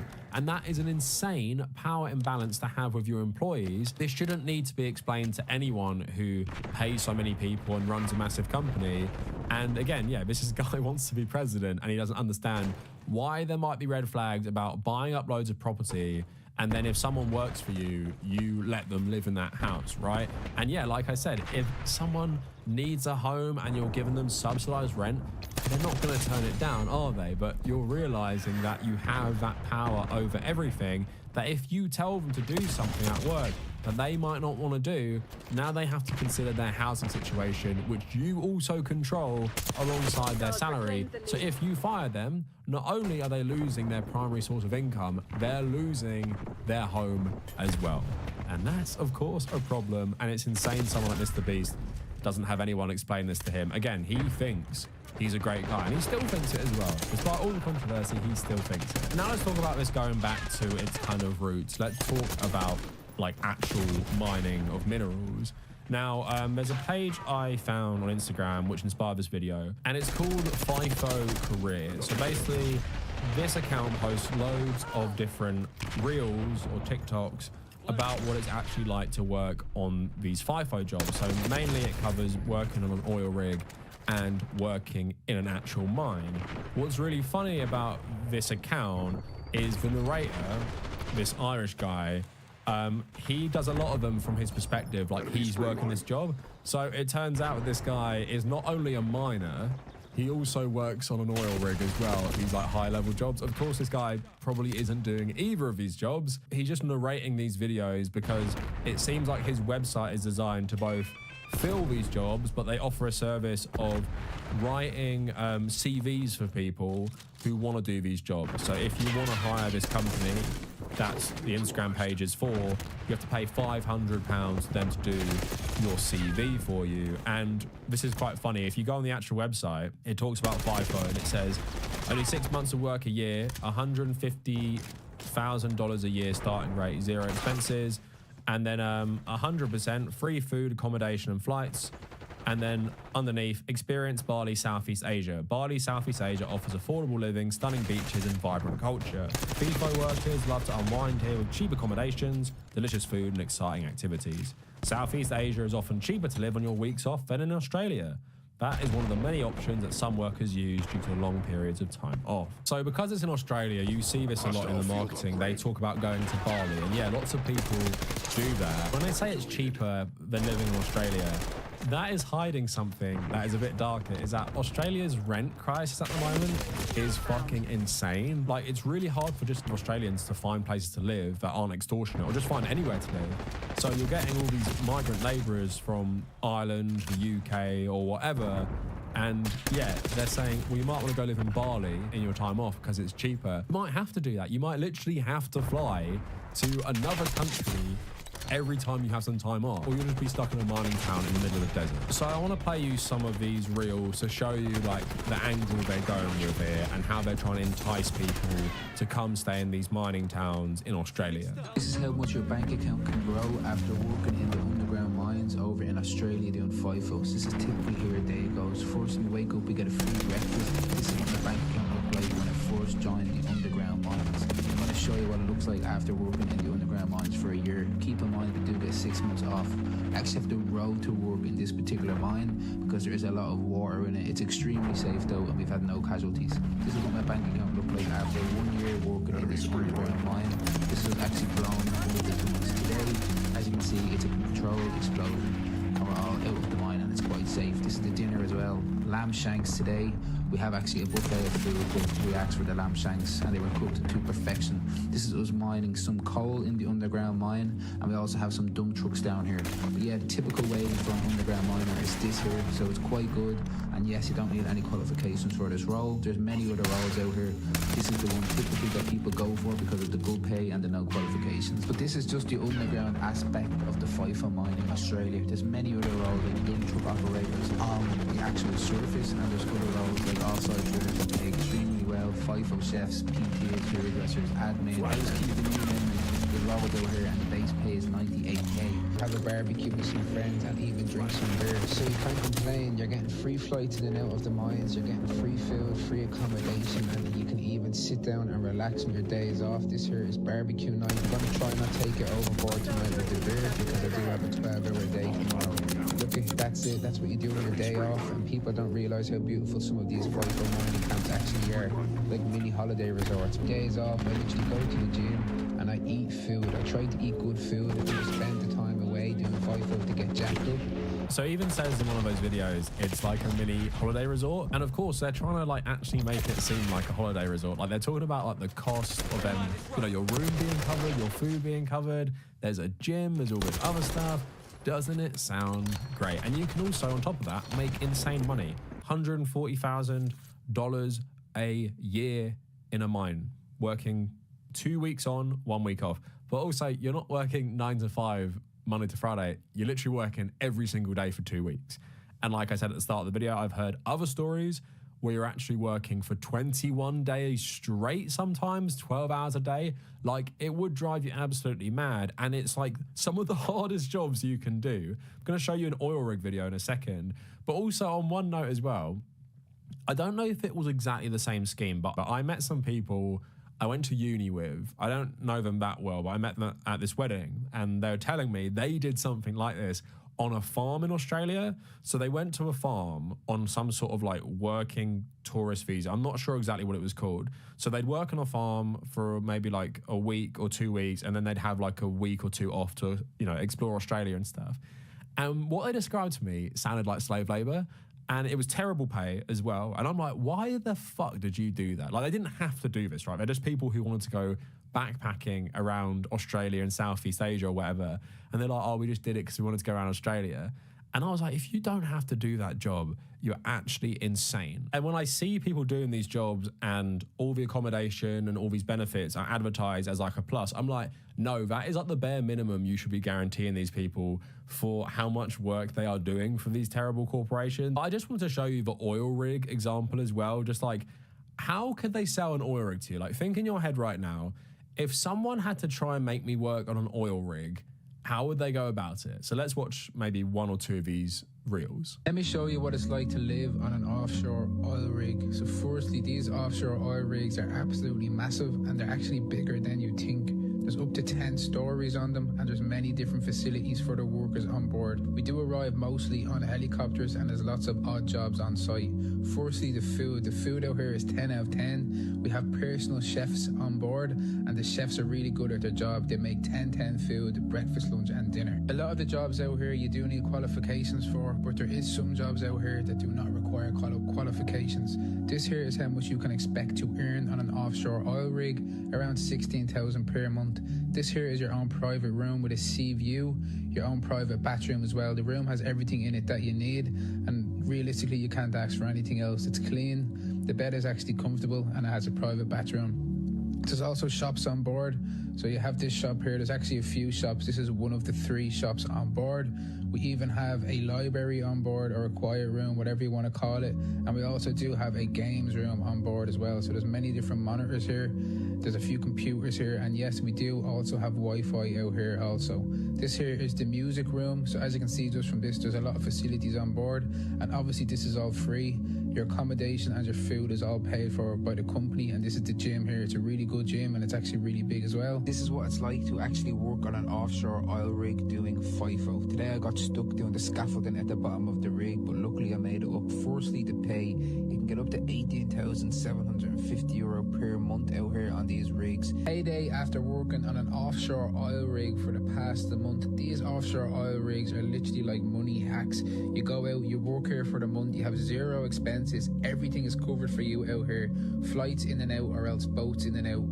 Your food on site and your accommodation. The work is actually quite fun, and you make up to 18,000 per month here working on an offshore oil rig. So I'm just gonna go out on a hunch and say the narrator doesn't work on that oil rig, and probably has never worked on an oil rig, because they also worked in a mine. So apparently, you know, you need so little qualifications for these jobs. One month you can work in a mine, or 6 months you can do in a mine, then 6 months you can do on an oil rig. Maybe some people do that. I highly doubt this narrator maybe has ever done this work, but you can kind of get the vibe with all of these TikToks. What are they trying to advertise to you? So you can go work. It's like a money hack, he says. Go work, get paid 16K a month, just smash out the gym, smash out the work, put your head down and grind for 6 months of the year, and you can have 6 months off with all this lovely money. Now, he also said the oil rig work is quite fun. I mean, any of you guys who work on oil rigs would probably say it's not fun, and it's actually like really, really hard work. Like, this industry is known for being brutal, and that's why they leave it off. They put in all the good parts, them paying for your accommodation, them paying for your food, your gym, your games room, all that lovely stuff. It's just like a holiday on a boat. But leaving out, yeah, like you're doing 12 hours a day for 14 days in a row. Does that sound appealing to you, even if it is $140,000? And also, when you say a number like that to me, obviously I'm putting it into pounds, and I'm thinking about things like taxes, and I'm like, how much is that really? And you're doing like technically 6 months a year, but if you're working weekends as well, and you're doing like 14 days in a row, you're probably going to work just as much as a normal job. And then, like I said, after everything's taken into account, how much money are you actually left with at the end of that? What these things are advertised to people with like no skills. They constantly say in these TikToks, you don't need any qualifications, like none. You don't need a skill. Just come here, no education, no job history. Just come here and make like $140,000. Does it actually work out like that? You know, I don't want to spoil it for anyone, but no, the reality is actually quite opposite. So just like as a little story I saw recently, young FIFO worker exposes the brutal reality of mining work despite the huge paycheck. So New Zealander Kieran Wheelians moved to Brisbane for a FIFO job as an apprentice diesel mechanic, and hit back at Australians who claimed the job was fun, like the Irish guy did in the TikToks. I work 11 hours a day, Monday to Sunday. I have no friends or family around me. I go home just to do the same repetitive cycle. I can't go for walks or anything because the only thing is a road that goes straight for 3 hours. I don't have service, but at least the sunsets are cool. Teenager said his normal workday consists of 11 hours, but on most days he works 13 hours. I'm not even an adult yet and I bust my ass more than most people. He added that he struggles to make friends. He stays in an accommodation by himself in the middle of nowhere. People commented on his story saying, I'm a FIFO worker myself. I feel you on this. The only good thing is the money. My dad did it and I only saw him for 12 weeks of the year. Most of them I was at school and now I don't have anything to do with him. My dad was in the exact situation. He was never around and he regrets it. He wished he chose his family over work. So that's just like a small story of one guy, but this is a sentiment shared by a lot of these people. It's brutal conditions, and also something he touched on. He's a 19-year-old, and in one of those reels, you saw them all having like barbecues, and you could probably like imagine this is a place where I could actually make friends. Like we're here all the time. This hard work might create these bonds between us, and then we're gonna, you know, in our off time, we're gonna relax together. But like, what if you don't get on with anyone? That is something that happens to many of us in the workplace. What if you just like some people, or you get on with them enough, but you don't want to spend extra time with them? Well, now you're stuck in the middle of a desert with these people. And if you don't like them, then, you know, what are you going to do? And he's saying here he doesn't even have signal, so he can't talk to his friends and family back home. He's just stuck in the middle of his place doing brutal labor. So all the good things about the gym, the food, the accommodation doesn't really make a difference when you feel like this. Now, of course, when you're so secluded from the rest of the world, that makes it ripe for like terrible treatment by management, and that includes like harassment of women. And you can see with a lot of this advertising, it's heavily geared towards male workers. That's what they want. But women do work there as well. And there's one reel I saw on that guy's page where he was talking about bar work, and he focused on female workers doing this bar work, and he actually made it seem like it was all right, like you just did like bar work and maybe cleaned up and it wasn't so bad. How much does a bar worker working on the mines in FIFO Australia make per year? Let's get into it. So if you are a FIFO bar worker in regional Australia, you're going to be making up to 8,977 per month and over 2,000 per week. This actually equals over 105,000 per year. This is literally just bar staff, so serving food, drinks, and all of that good stuff. Now keep in mind, while you're out here, it's regional work. This is why the pay is extremely good, but the company will pay for your flights in and out of the mines, and they'll also provide you with free food, accommodation, gym memberships, and access to all the facilities on site also. Essentially, you're going to be earning over 100,000 per year as a bar worker in the mines with zero expenses and up to 6 months off per year. But an article in 2018 by Natalie Wolf talked about this as well, and I want to speak about this story. So fly-in, fly-out workers speak of the horror conditions they deal with every day. Julia thought she had made it with a new job and a high salary, but soon the vile comments began, and that was just the start. Walking into a donga, the tiny sheds in which thousands of Australia's FIFO workers spend weeks away from home, isn't easy for men and women chipping away at the nation's mines. But spare a fourth of people tasked with doing all the behind-the-scenes work to keep those frontline workers happy. With the job title of utility, the thousands who don't go into the mines are nicknamed all-rounders because of how much their job title encompasses. Utilities can be tasked with housekeeping, to being thrown in the kitchen, or into admin or groundskeeping work in one day. And according to Julia, a West Australian woman who worked in the state's mines for 3 years, the working conditions utilities and women in other mining jobs face are just as bad. I was having a drink in a bar with a girlfriend 2 months after we started this work, and the site manager walked up to me and said, "The only reason I put you in the kitchen was so I could walk past you and stare at your ass every day." That was the boss of the whole site, and he said that to me. It wasn't just the harassment. Utilities are also given impossible tasks and quotas to fill, all while they're on a salary of $64,000 a year. When you hear $64,000, you think that sounds quite decent, but then you're working 12 to 14-hour days, and for manual and hard labor, that's nothing. It ends up to being around $20 an hour for the work you do. So the reality of working in one of these like utilities jobs is, you know, a far cry from what you're being sold on TikTok. And I would just say to most people, if you're going to do a job like that, do you really want to be in the middle of the desert with loads and loads of men working brutal jobs themselves who might be, you know, having issues with like substances as well, like alcohol or whatever else they can smuggle in, and you have no protection? Who do you go to? HR? The security services? Like, what do you do if there's an actual problem? Like, who protects you? No one. So why would you put yourself at risk as well? Like, for terrible pay, like $64,000, I think they mean Australian dollars, right? So it's not even that much money. But you can see how people are seduced and how the company town has been rebranded into something positive for the grind set culture. come here, put your head down, work a manly job, and smash out the gym with high protein meals on the side. But to just end the video, like I was saying, I think this is going to become even more common. Not so much like immigrant labor to Australia, although like it seems like this is becoming more popular. I'm talking more just about corporations offering basic necessities to entice you to be a loyal corporate slave, because the world is going to shit right now. Like in a country like Australia, where grocery prices are high, rent is high, there's a housing shortage, this becomes more desirable for people. And now in many places, like many countries around the world, the cost of living, which is an insane phrase, is so high.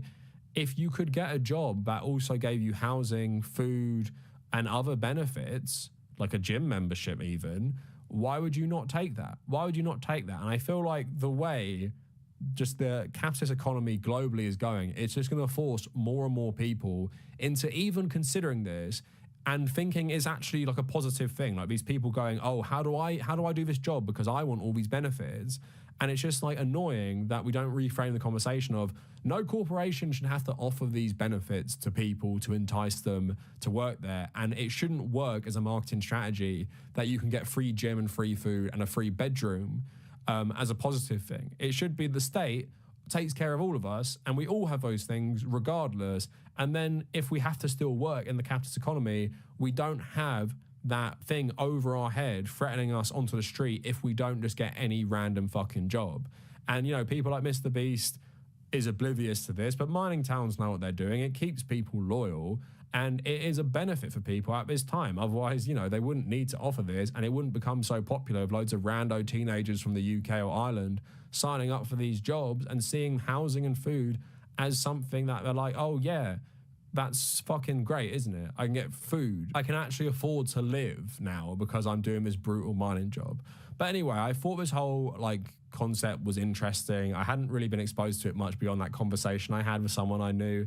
Let me know what you guys think down in the comments. And if you made it this far, thank you for watching.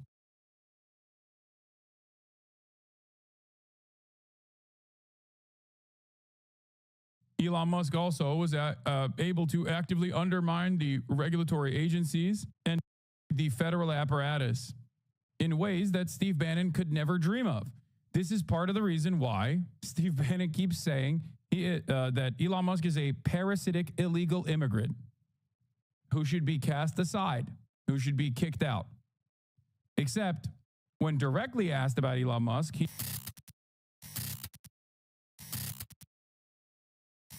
Anyway, let's get back to national politics, where I suspect we'll talk about DEI again. Donald Trump celebrates his first month in office amid sweeping policy changes. It's now on President Trump and Elon Musk purge of the federal workforce. They celebrated their sweeping change to the government last night as thousands of IRS workers are fired in the middle of tax season. Chief White House correspondent Mary Bruce has the story. Good morning, Mary.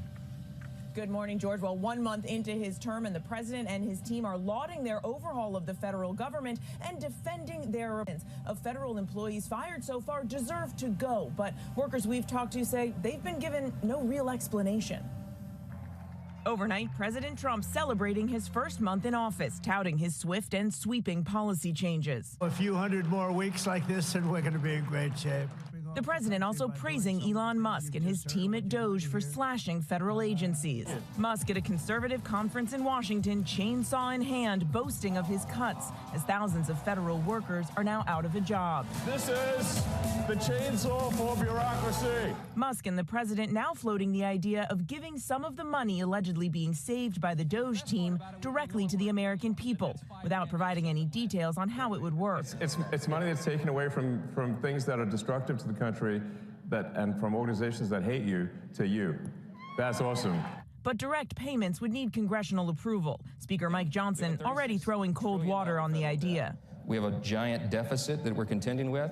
I think we need to pay down the credit card, right? That's what I think we need to do.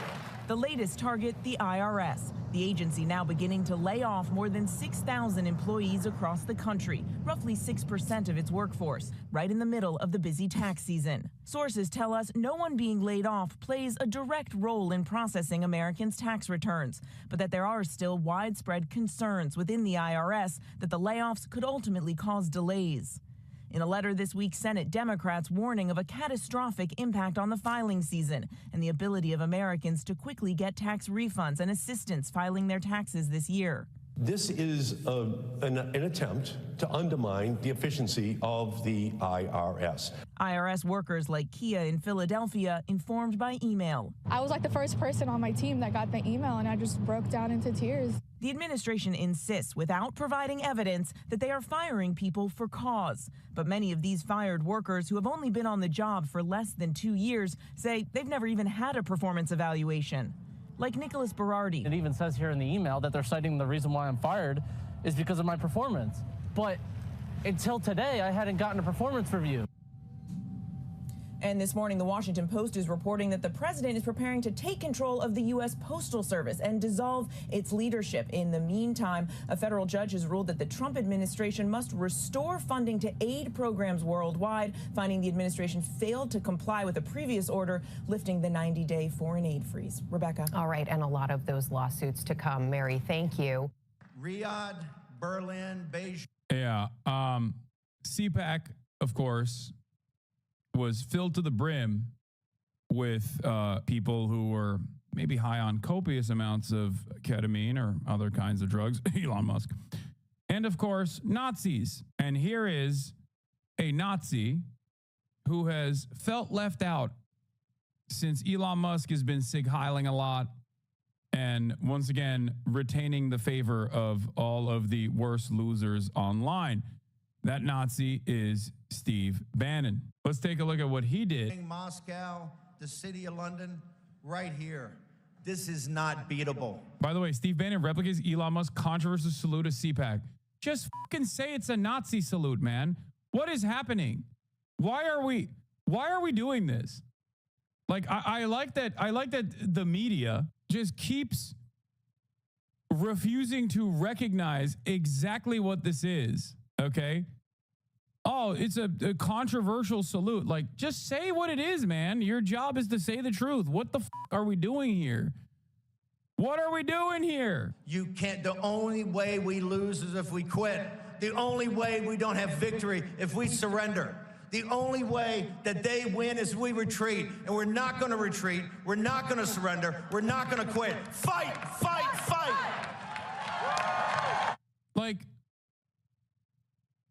Very clearly, there is already internal drama between Steve Bannon and Elon Musk.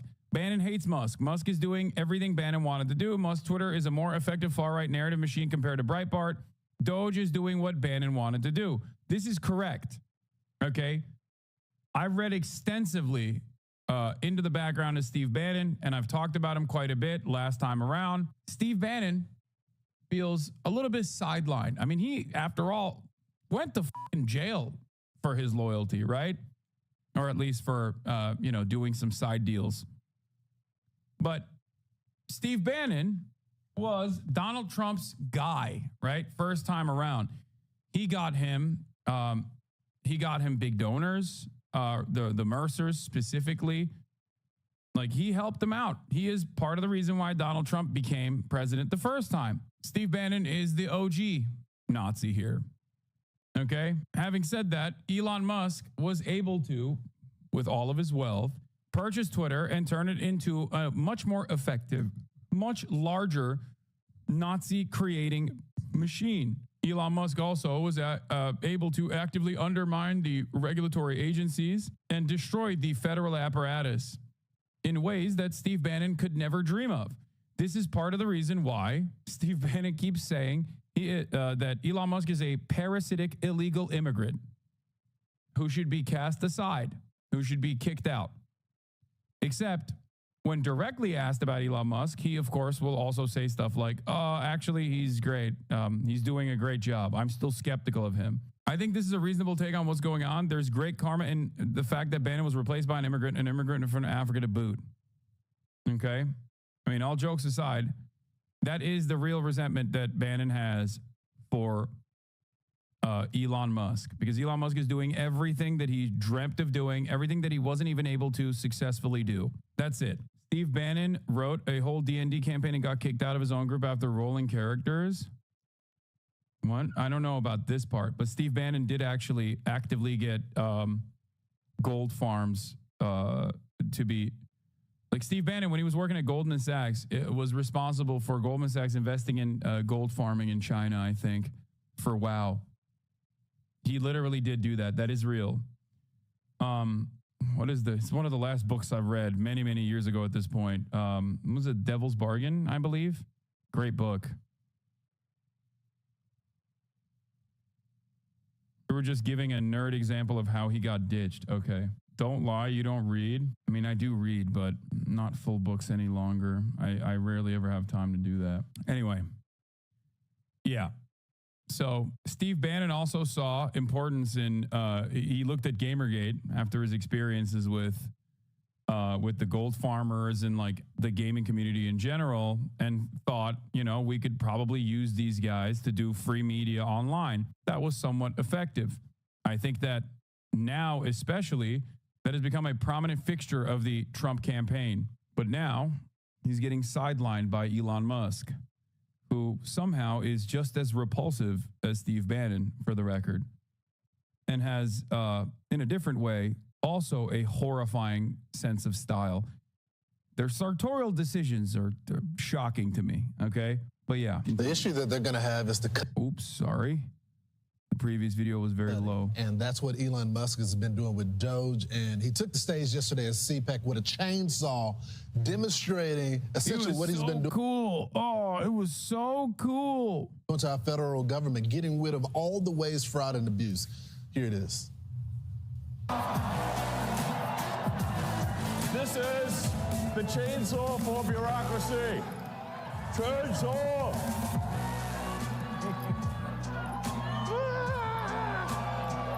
So the guy on stage with him that's waving, that's the president of Argentina, and he gifted Elon that blinged out chainsaw that Elon was holding up because both of them are known for cutting waste. Did in his country. Right.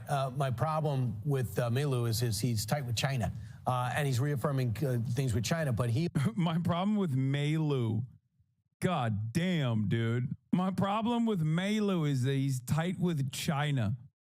Professional political commentators love that, dude. Love that. Okay, Brian. I'm Brian. Me. He also is friends with Elon Musk, and he said, here, take this chainsaw, and he made the most of it. And you see him getting the chainsaw handed to him in backstage, and he walks out there. But then he got serious. He says, look, I'm trying to do something really important. Watch. People ask me, what's the most surprising thing that you've encountered when you go to D.C., when you're in D.C.? And I said, well, the most surprising thing is the scale of the expenditures. And actually... How is that surprising? You are the expenditure recipient. Like, what are you talking about? Oh, it's so surprising that these dumbasses give me unlimited funds. That's surprising. Like, no, it's not surprising to you. You demand more of it. As a matter of fact, now with all of the extra control that you have over federal expenditures, you are going to get more of it. We're just cutting out the middlemen, okay? All Elon is doing is putting a chainsaw to the corporate lobbyists by basically coming in and going, all right, you know what? We've decided we don't even need the corporate lobbyists. We'll do it ourselves. We'll just directly be in the room. Malay, the poverty rate was 40%. Now it's at a 40-year high of 52%. This is libertarian economics at work. Excuse me. That means instead of 40% of the public having to pick themselves up by their bootstraps, now you got 52% of the public having to pick themselves up by their bootstraps. That's a good thing. That means more Sigma grind set. Okay. Hello, bigger number is better. Did we forget? I am so confused. What a confusing prospect for me. A person who is dumb and thinks right wing good, left wing bad. How easy it is to, when you add caring and competence where it was absent before, you can actually save billions of dollars, sometimes in an hour. Yeah, like it's wild. But obviously, it just shows that they really lack empathy for the average taxpayer who's working hard, paying taxes, and then they say, oh, $1 million doesn't matter. I'm like, I think it matters a lot to people, you know. So what are you talking about? So I'm so conflicted about Doge because on one hand, of course I support everything that was happening, but I feel like it's in the rundown every single day. I'm like, oh, it's Doge, Doge, Doge, Doge. And then I go out there and I talk with American people every single day, and that's all they're talking about is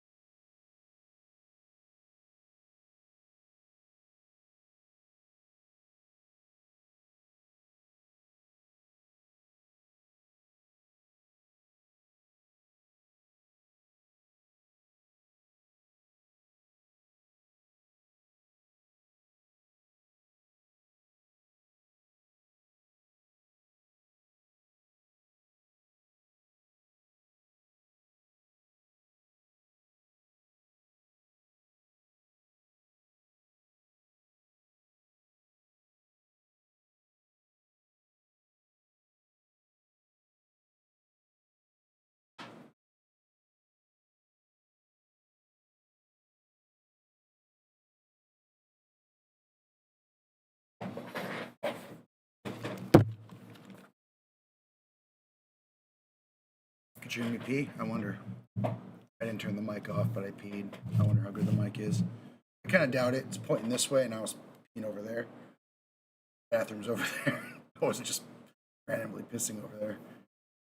But and plus I got noise gate, so there's no way you didn't hear me. Thank goodness. That'd be weird.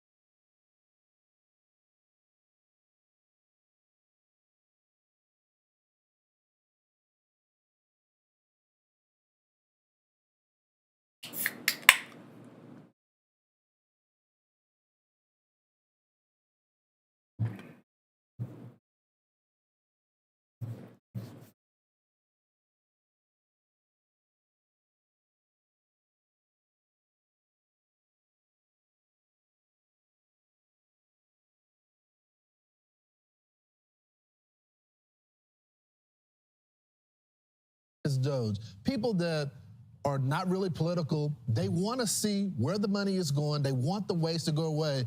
And I think there's this spirit amongst Americans now. When they look at their circumstance, they look at their family struggling, some of them living paycheck to paycheck, and they see some of this outrageous spending, they're wondering why they haven't gotten some of that money. I think it's the top story every single day for a reason. Hello? It's something that resonates with. There you are. Hey. Okay. Hey. Oh, Sorry about that. no, what I happened? walked away from the phone for a second. Oh no, what's going on, man? How are you? Not too much. Can you just give me 1 second? I gotta take care of Daisy for a Take second, your and I'll be time. right back. Take your time. Okay. All right, we'll be right back.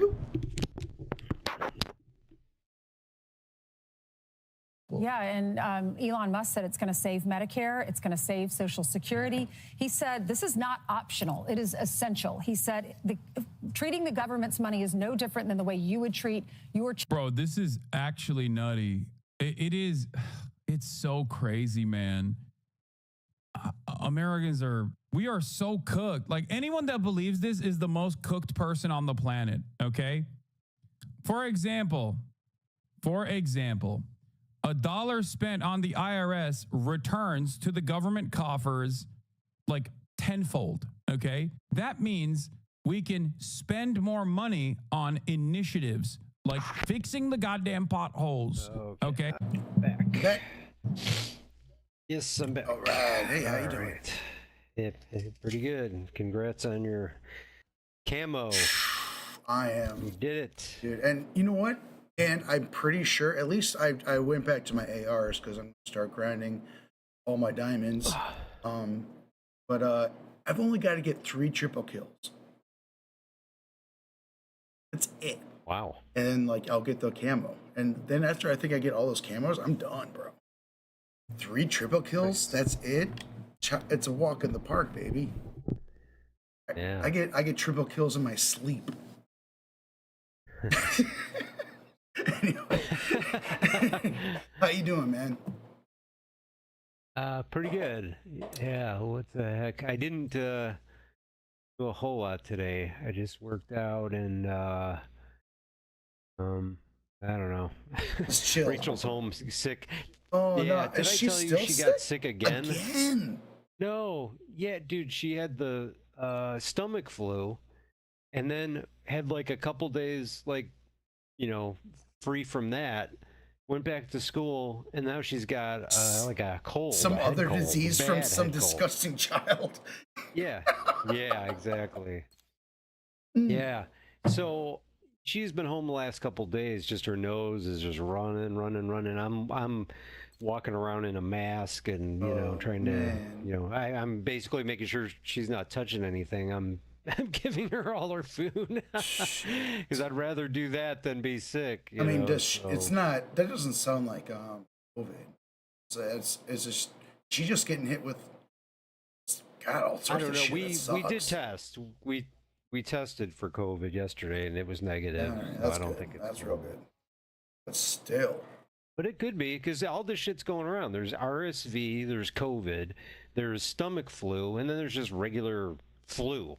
It's like 4 different things are going around. Hey, what are you worried about, man? evil. RFK Jr. is in charge of the health of the country. Oh, so just that's right. And I heard that the CDC. I just saw that he told them there's a vaccine committee that was going to meet next week.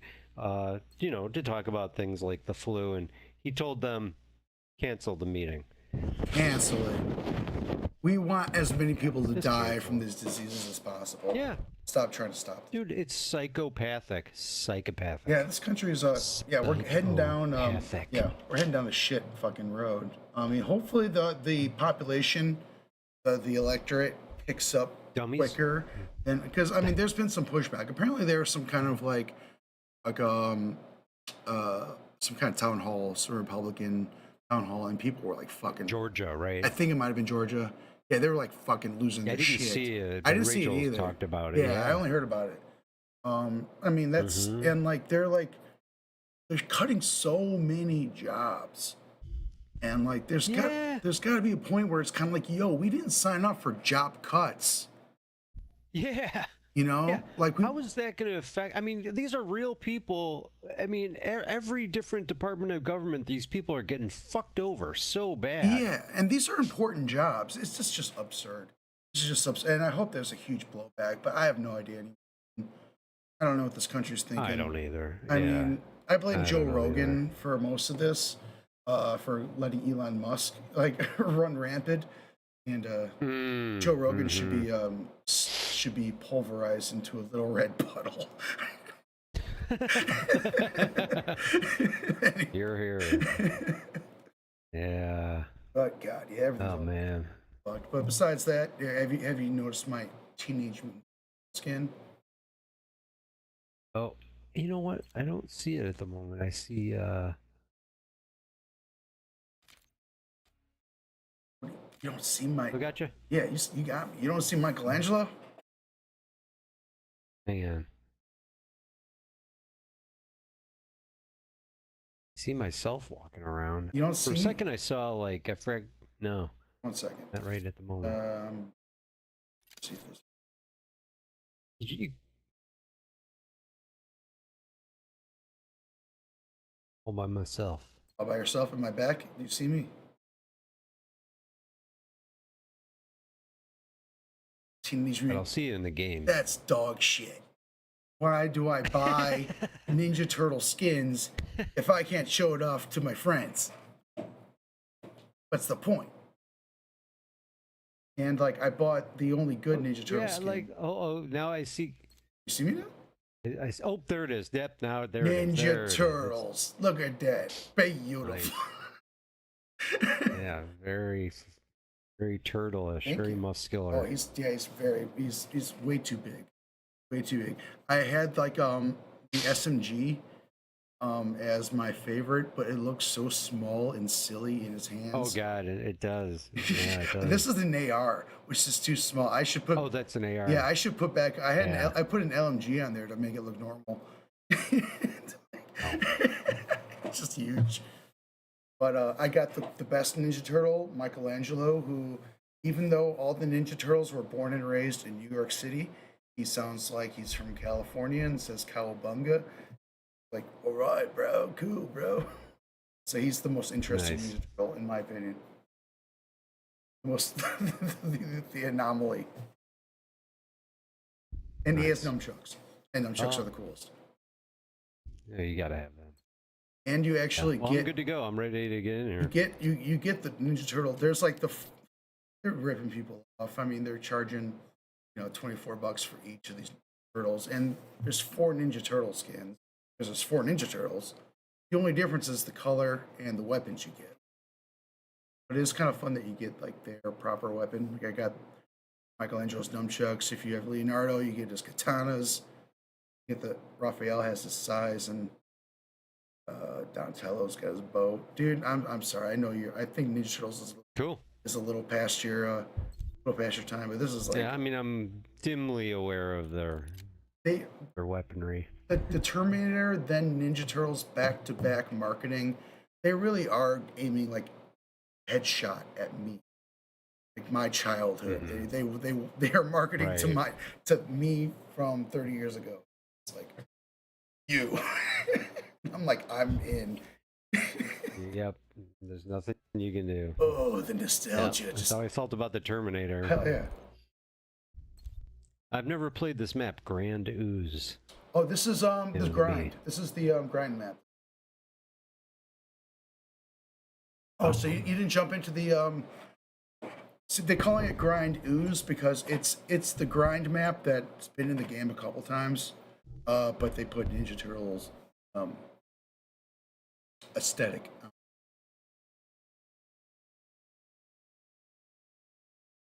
And Ooze, if you don't know, is what turned the Ninja Turtles into mutants. Aha.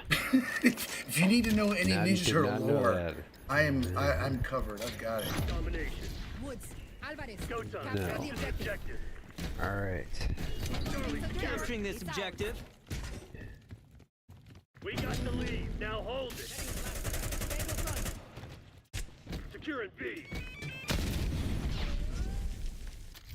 Yo, skate park, huh? Yeah. Cool. This is a great map. That's fun. Got a nice layout.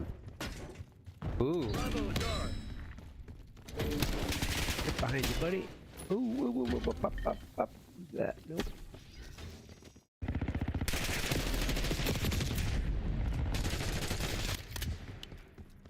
A lot of turtles running around here. Yeah. Ninja Turtle branding on this map. Rife with turtles. Stinking with turtles. I like that. Yeah, they had this in Black Ops 4. Score streak.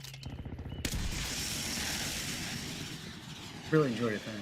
I like that they have the inflatable guys. See, I think car dealerships. Losing Bravo. Bravo, where's Bravo?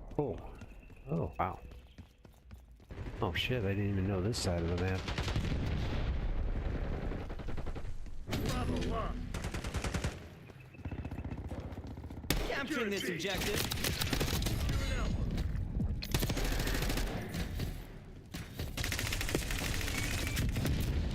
What a lame shot. So I have to tell you, I went into DMZ 3 in a row yesterday. Yeah. I exfilled each time. I even broke another safe open and exfilled, and I got $47,000 yesterday. Yeah. Nice. I was on a roll, man. That's awesome. Yeah, I'm sorry about yesterday. Super sorry about yesterday. You know what I think my problem was? that's fine. I should have bought alcohol. I was sober yesterday. When I'm sober, I'm just a fun bro. Oh, shit. Capturing this objective. So I've No problem. got to make sure I'm drinking tonight. Shit. Fuck. Oh yeah. Oh shit. I'm hearing the voice clips from the Ninja Turtle for the first time. I just started wearing the headphones. Stuff.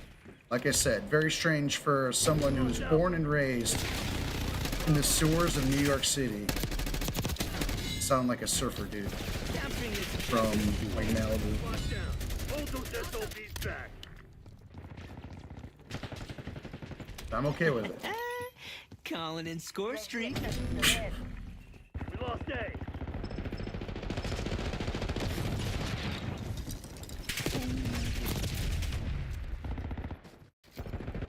I managed to expand my stash expansion, like the keys and the missions, really? I guess. Yeah, I guess I collected enough of whatever the fuck I needed. I'm not sure. Die. Oh, so you like finished a mission, but kind of like unwittingly? Well, you know, like it's basically those what do they call them? We're losing Alpha. They're not really missions. They're just like you got to gather crap. Yeah. You know what I mean? They're like get so many waters and blah blah blah. Yeah. So I got whatever. I can get 3 extra keys and I guess expand the missions by 3 or something. Oh, okay. Oh, that's kind of cool. Capturing this objective. Still, well, and the wallet expansion is something else that I not there yet on the latest one. I promise I'll be able to get into DMZ once I'm done with this Camel Grind, which I will be done with. No, I just go in. Yeah. No, I'm just going in to get the like I did get like a 2-plate vest and I got like a breather and whatever, some shit. What does the SAM turret do? The SAM turret shoots down enemy aerial streaks. Capturing this objective. Oh. Okay. Oh. Alright. Down A. Losing B.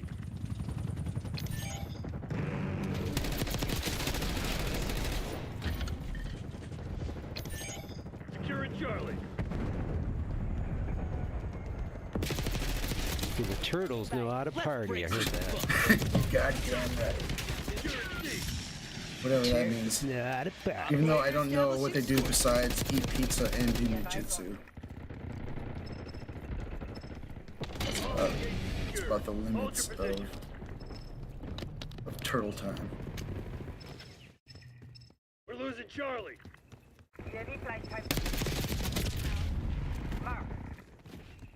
I just that was genius. Operating RCXD. RCXD on a skate ramp should be fun. Hell yeah. Oh, hell yeah, dude. You should like try to do some like 360s. Archangel pressing fire. Some ollies. Operator Who established. cares about killing people? I'm just Nick you with my RCXD. Coming lethal. Take it, Capturing this objective. losing A. Capturing this objective. I got a fellow Michelangelo on the team. What up, dude? Yo, Bonga. We're losing Alpha. Locking down Charlie. Objective. Losing A.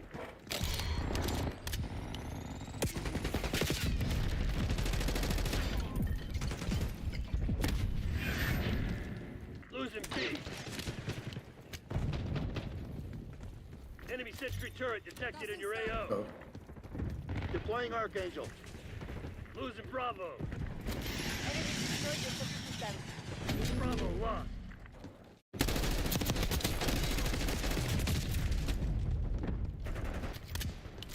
Take it C. Heads up.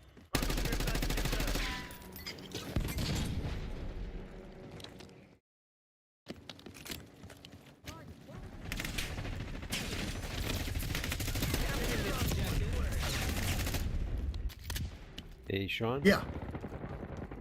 Oh, shit. Okay. What the hell? I just seem to have lost, like, the game. Oh, are you out of the... You're still on my map. Volume? No. The volume. Oh. I can't. I can hear you, but I can't Hear hear the anything game? else. Try, Yeah, I pressed something on my controller. Oh, you pressed on your controller?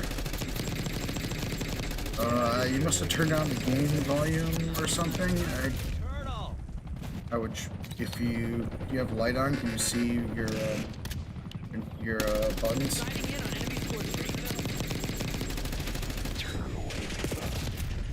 There's probably a game/chat, and if you turn the chat all the way up, it'll turn the game audio off. Oh, there we go. Okay. Back? Thank you. Yeah, no problem. No Yeah, it was yeah. I got that. Okay. Zone Alpha captured. My pleasure. I'm happy to help. Archangel going hot.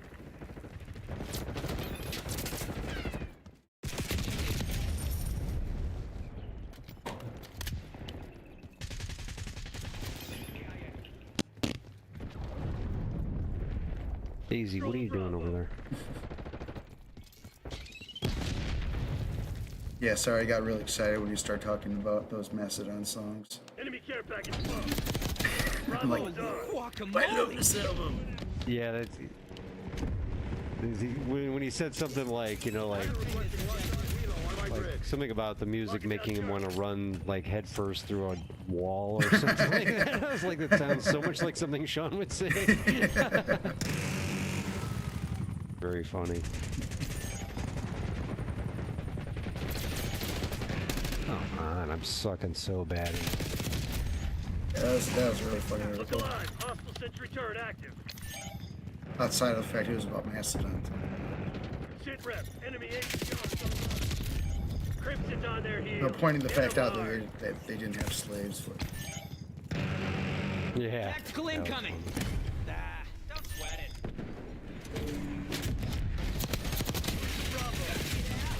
Oh shit, they got a Wilson.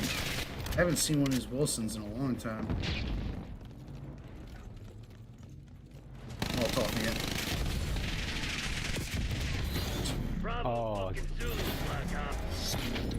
Party's here. He is here.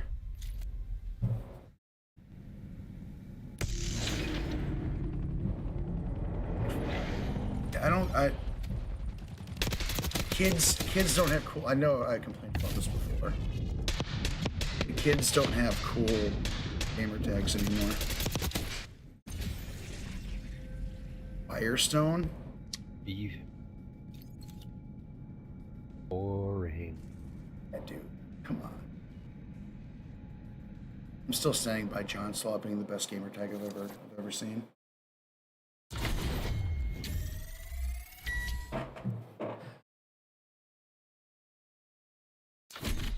Oh. What's that? Up. My game. I need to wake up my game here. Wait. Do you mean to back out of the lobby? No. I'm just. We're still in it.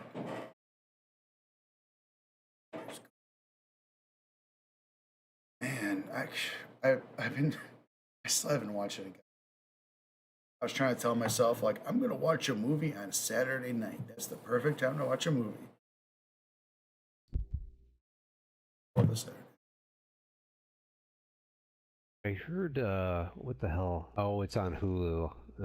Yeah, I heard Long Legs. Nicolas Cage is on. Hulu. Oh, really? You have Hulu? I was gonna. No, well, I have. I turned it on, turned it off, turned it on. So. Sure. But I don't really watch movies by myself much, and Rachel's probably not gonna. I don't know what she's gonna be like tomorrow. She'll be up for it. That is literally the only reason why I haven't been watching movies. I don't have anyone to watch them with, and I hate watching a movie and having no one to talk about it with afterward. That's my favorite thing in the world. I try, like that's me and my mom were like real good at that. Like we would go see movies, and afterwards we would like chit chat about it. You know, then after she passed away, I went and saw a movie with my friend, and like I was trying to talk to him about it after he was talking. I was like, "Oh, this sucks." Oh. That's lame.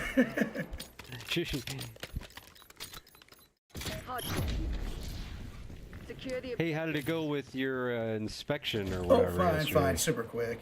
I got a chance to do some cleaning, so that was nice. And they might stop back by again on Saturday. I'm not sure, or tomorrow. But yeah, it was just. So what were they checking for? Were they checking for like just like damage or? Yeah, they're doing some kind of like assessment. I mean, the last couple times they came in, they were like had like machines that were kind of like measuring like the room, like with lasers and stuff. It's some, I don't know. The lead is ours. But I think it was like checking for like the integrity and stuff like that. Hostiles have the hard point. Hard point locked down. I still like how many stars, man. I walk down the end of my hallway. It's like a whole different. It's like a. It's like a sign on the door. It's like everyone here's one. Hostiles have captured the hard point. I haven't even gone up to the floor. I haven't really looks like up there. You're falling behind, Crimson. Where is everybody? I got my RXD cruising around here, and I can't find anybody to kill. Oh my god. I think another RXD killed my no. No. RXD and RXD Someone must have killed me. Yeah, I think RXD on RXD. It's the new porn. Oh no. Oh god. Thanks. Hardpoint locked down. Hostiles have captured the hardpoint. Hardpoint identified. Yeah, I'm standing on my feet here, man. I bet you, cause like I'm sure part of them. I'm just kind of. They probably wish like everyone would move out, and then like they could just rebuild the whole building and charge everyone more. You know what I mean? Ooh, but I'm not going anywhere. I've already signed my fucking lease. Fuck you. Charge you. It's my place. Take it from me for my cold dead hands.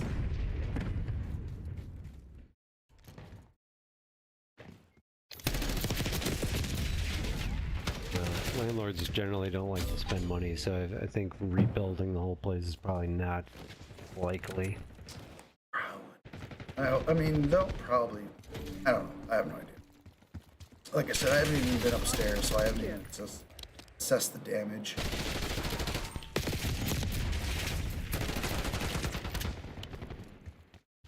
Hardpoint located.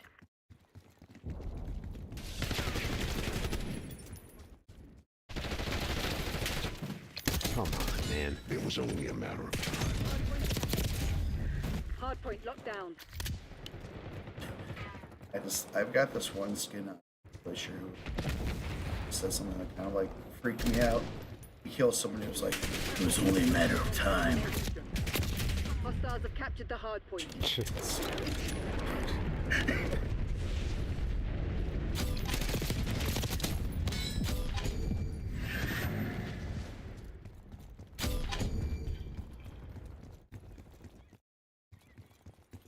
It's the skin. No requesting LDBR.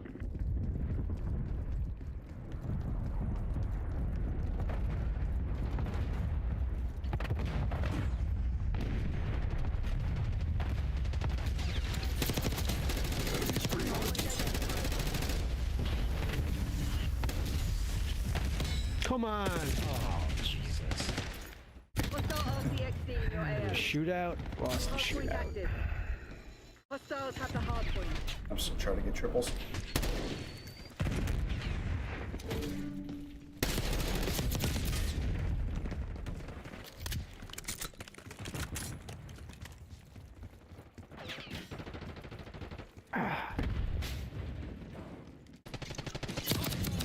Anything go down so again? Anything interesting?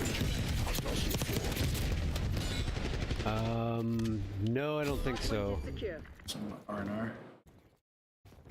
Yeah. Hostiles have captured the hardpoint. Rachel was supposed to go to Urbana. I'm not your enemy. Her godson is turning 21, and yeah, and he goes to school down there, and he was gonna have a party, and Rachel and her friend, who's the mother of this kid who's turning 21, they were supposed to go down there and kind of hang out, have some fun, but yeah, Rachel's just Didn't not happen. in shape to do anything like that. Hardpoint locked down. Hostiles have captured the hardpoint. I hope once the weather breaks, guys.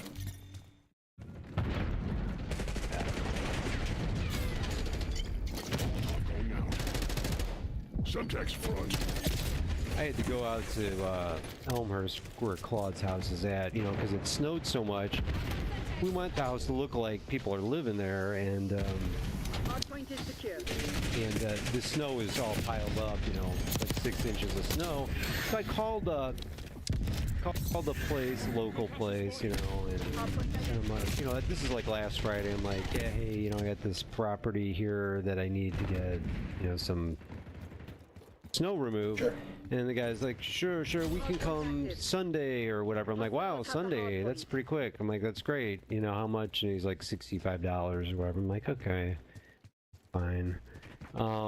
So Sunday evening, I think I don't know. It's kind of confusing. I don't know what days what, but anyway, I went out like a day or two later. I'm like, yeah, it didn't. Are you guys coming out still or what?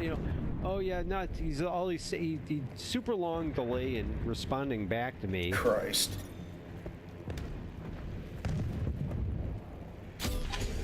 And then he's like, not today. That's what he said. That's it. I'm like, not today? Response like. That's yeah, pretty. like, Dude, tell me you were like after that, like not ever. Goodbye. Thank you. Well, yeah, I go. Please let me know when this is gonna happen. Dude, and then he again nothing.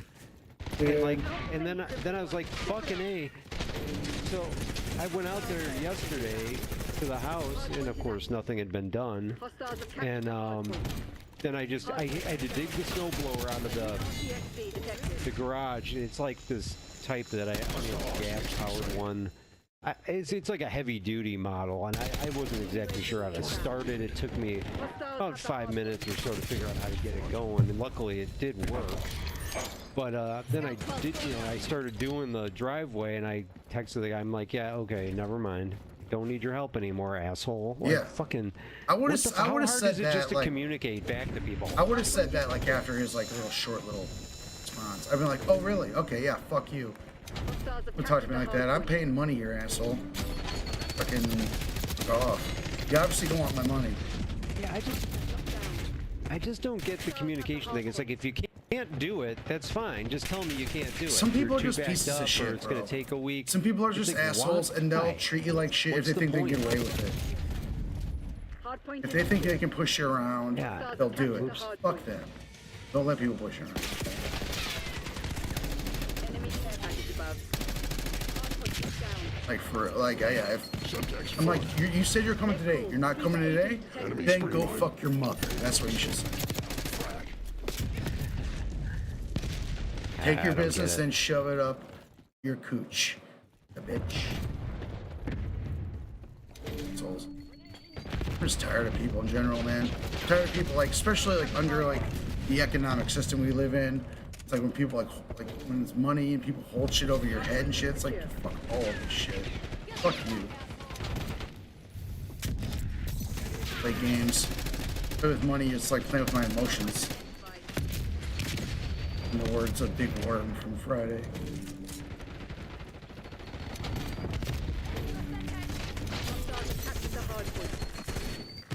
Hostile field upgrade. Hostile scout All right, I'm having a better game now. Shit.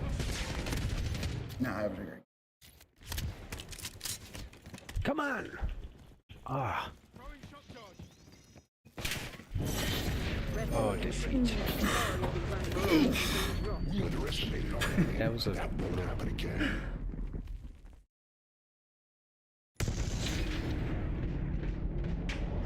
Boys, ex-boys.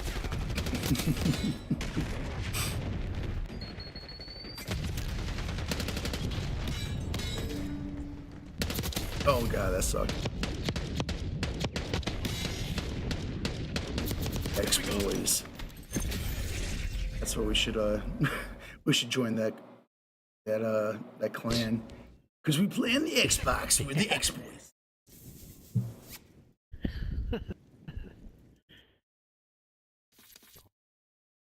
Is that what that is? The clan when it's in parentheses like that? Yeah, that's a clan tag. Ah, okay. Not know that. So if we were gonna start one, it'd be me and you, but we'd have the I don't know, FU-22.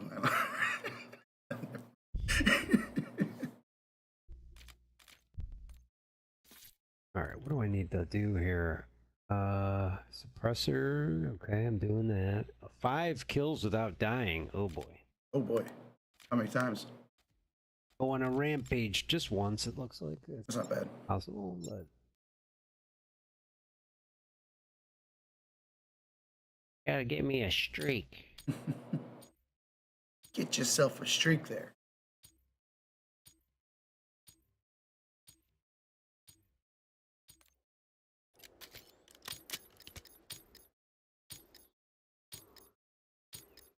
Kills. All right. So I'm gonna have to do some sneaky shit. Happy hunting, Crimson. Ready? Gonna play some ratty game here, I think. Oh, there's one. Nope. Nope. Shit.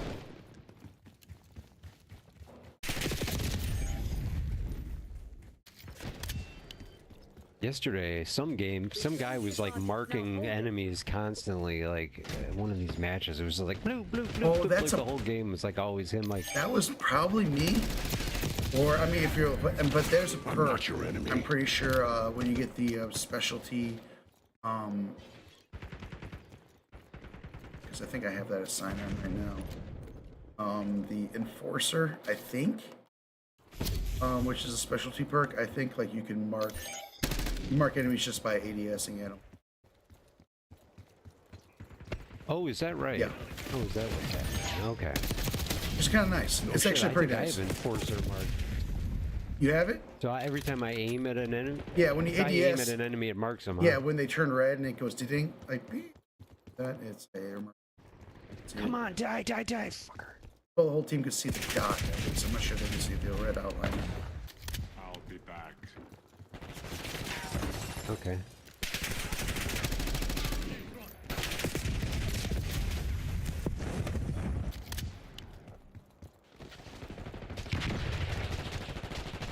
I heard a different Terminator dialogue yesterday. It said nice night for a skull.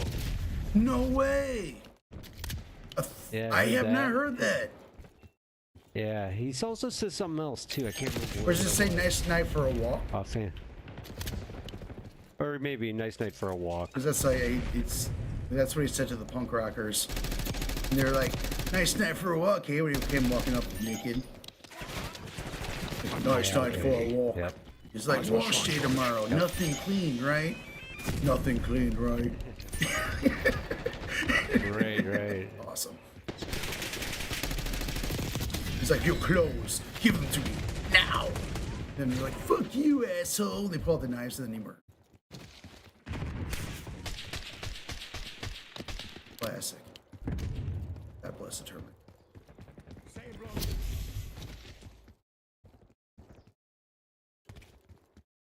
He also says they just did it now. He says, right. Dude, I have not heard these. I throw a spring mine down and he goes, right. Try throwing a spring mine down when you have the... Alright, I will.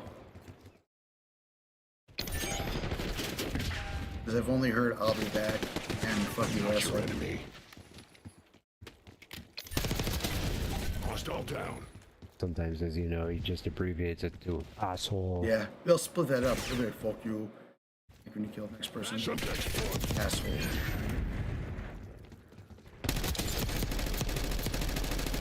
damn it. Fudge!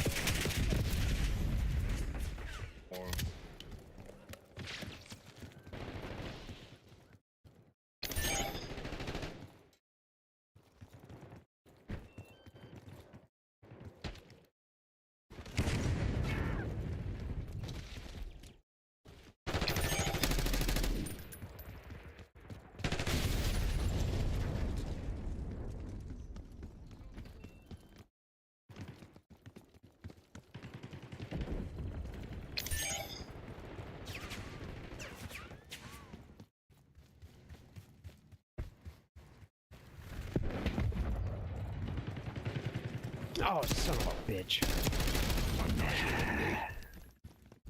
Never pays to be a rat.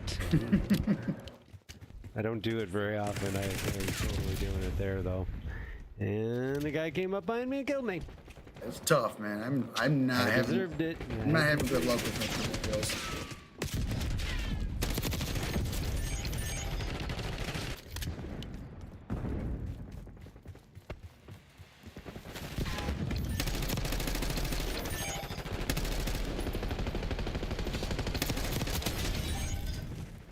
Thanks for saving my ass there. No worries. My pleasure. Glad to die.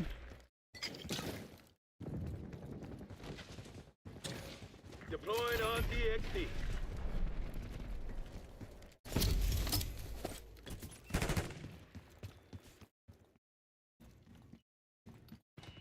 Enemy grenade. God damn.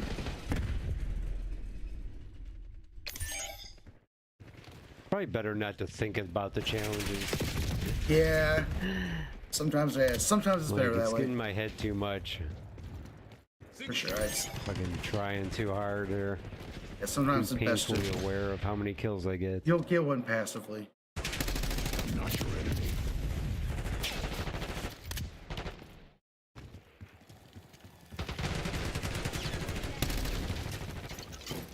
Molotov going out.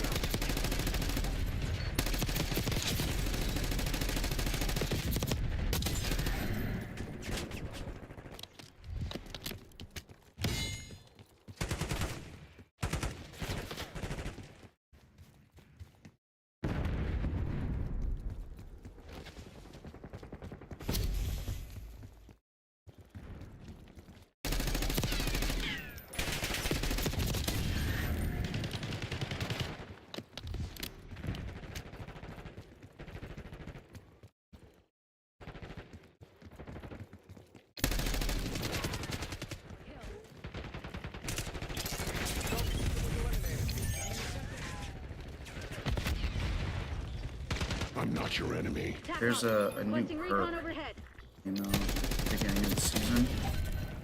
It's in the red category. It's called Slipstream. I don't know if you looked into this or not.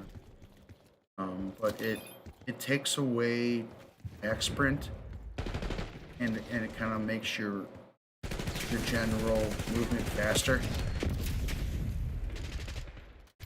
All right, say that again. I'm sorry, I was distracted. No, it's okay. Slipstream. It's a new perk that came out, and what it does, it takes away attack sprint, and it makes all your movement faster, but you don't have attack sprint anymore.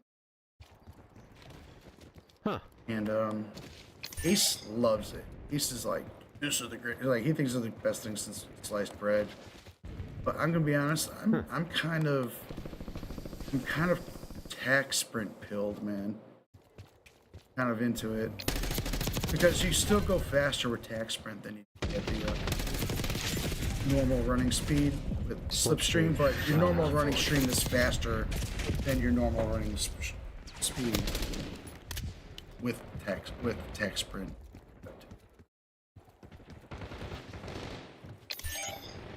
No, I'll have to try it.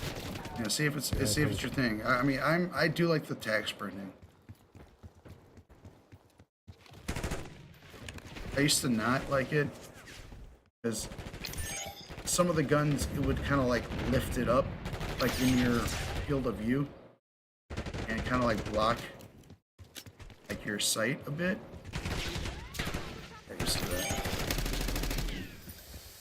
And some of these weapons don't. I don't think a lot of the weapons do it in this game. They kind of like when you're attack sprinting, they can pull it down instead of up.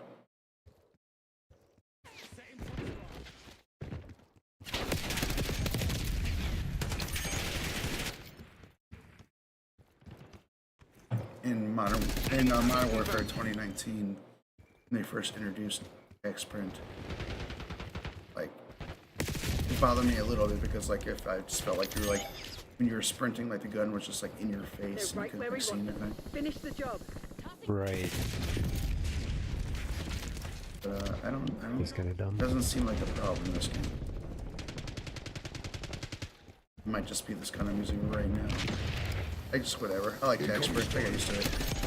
Attack sprint's really fast and and I use double time, which like doubles your attack sprint time.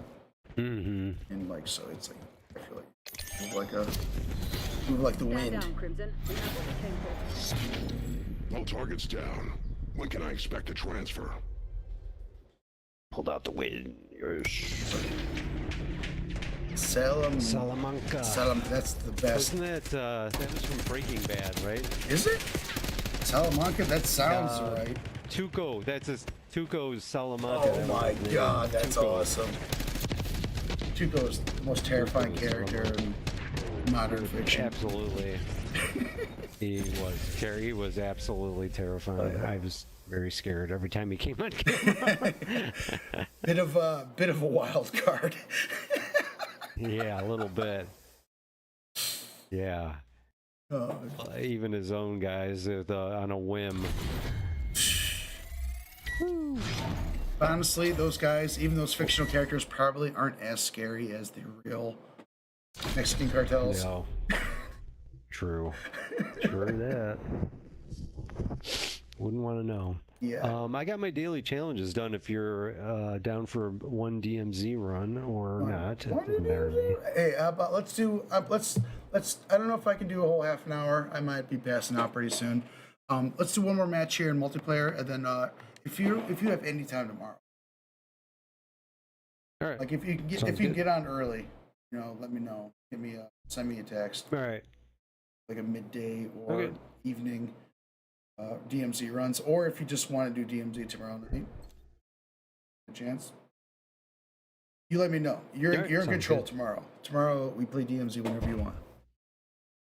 Okay. Deal. DMZ could run us a half an hour, and I don't know if I can make it. Yeah, gotcha. No worries.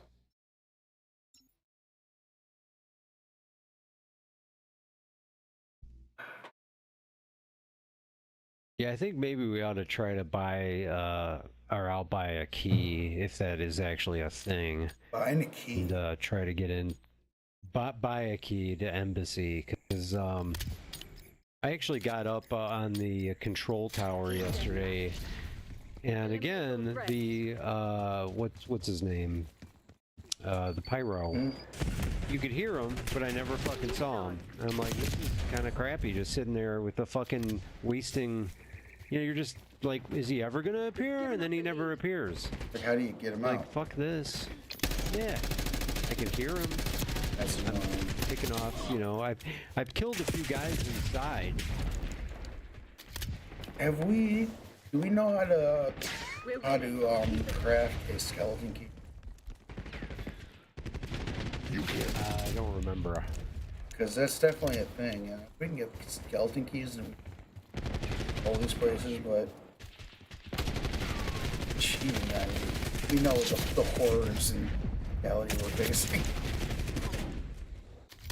Just from Pyro alone, let alone all the AI. Like, I still, I mean, I kind of still amazed when you took out the cameras and lived to tell the tale. That was one for the ages, man. That was insane. I mean.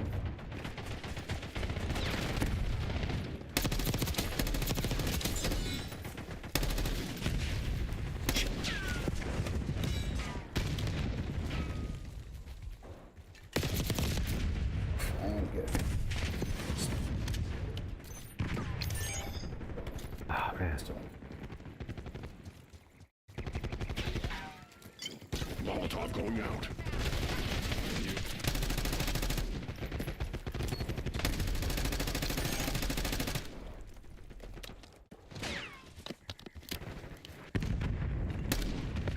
Oh.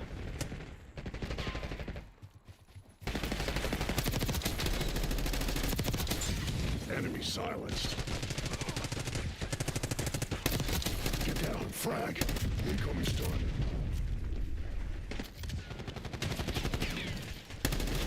Target located.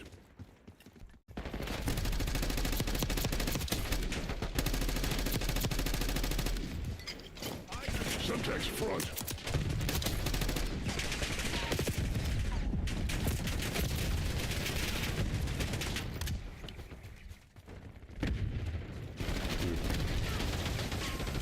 Incoming stun.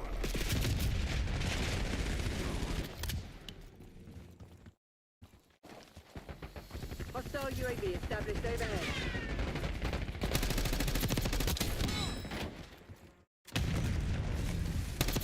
Subtext front.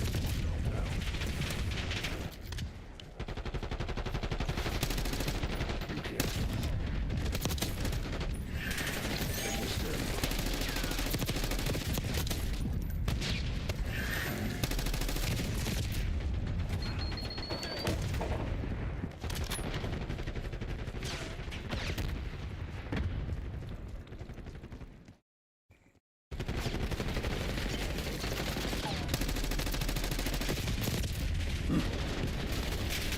Yeah, I'm playing like hot dog shit. That's a sudden.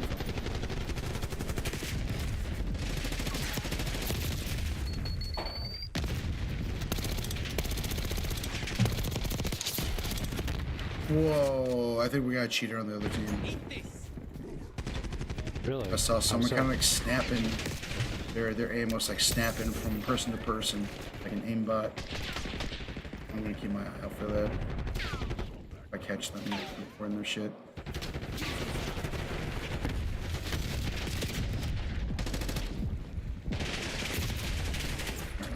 I'm gonna flash my kill cam. That wasn't the guy with the Target located. Subtext front. Thermal incoming. Flashbang incoming. I don't think it's D-Sage. I'm gonna shame myself.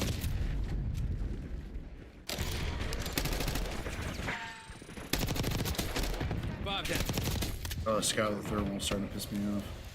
Enemy UAV inbound.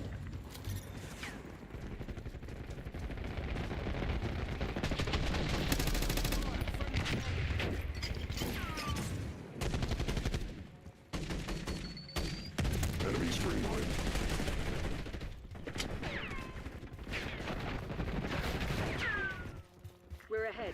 Stay alert. Marshall's people are no. Incoming spy.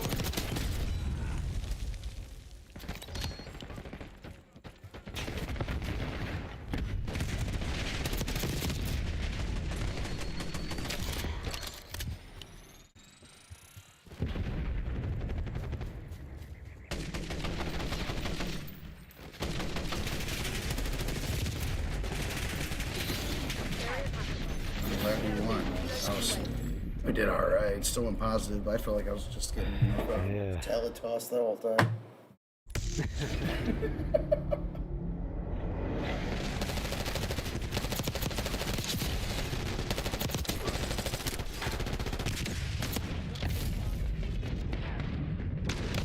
Stop playing like pussies, sitting in your little corner.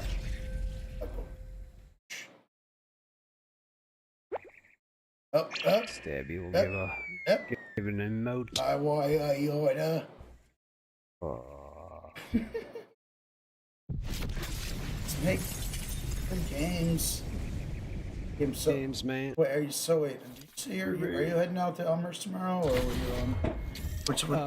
yeah, I just got to go out briefly to take the trash can back, get the mail, but I don't have to do any work or anything, so it should be in and out. That's good. Right now. So yeah, tomorrow's be open. Sweet. Yeah, the one thing I'm doing tomorrow, I'll probably be streaming earlier than I am going to work on some music, which is I'm been enjoying a lot. There's actually I've been neck deep in Ableton lately, and there's actually a iPhone app called Ableton Note, and you can kind of like do kind of like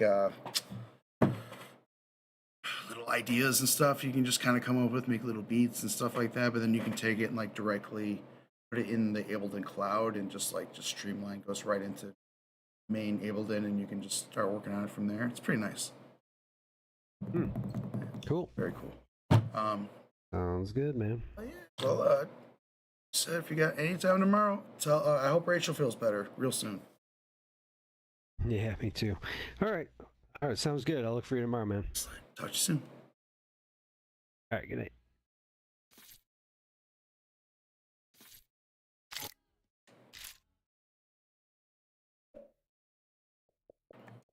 And you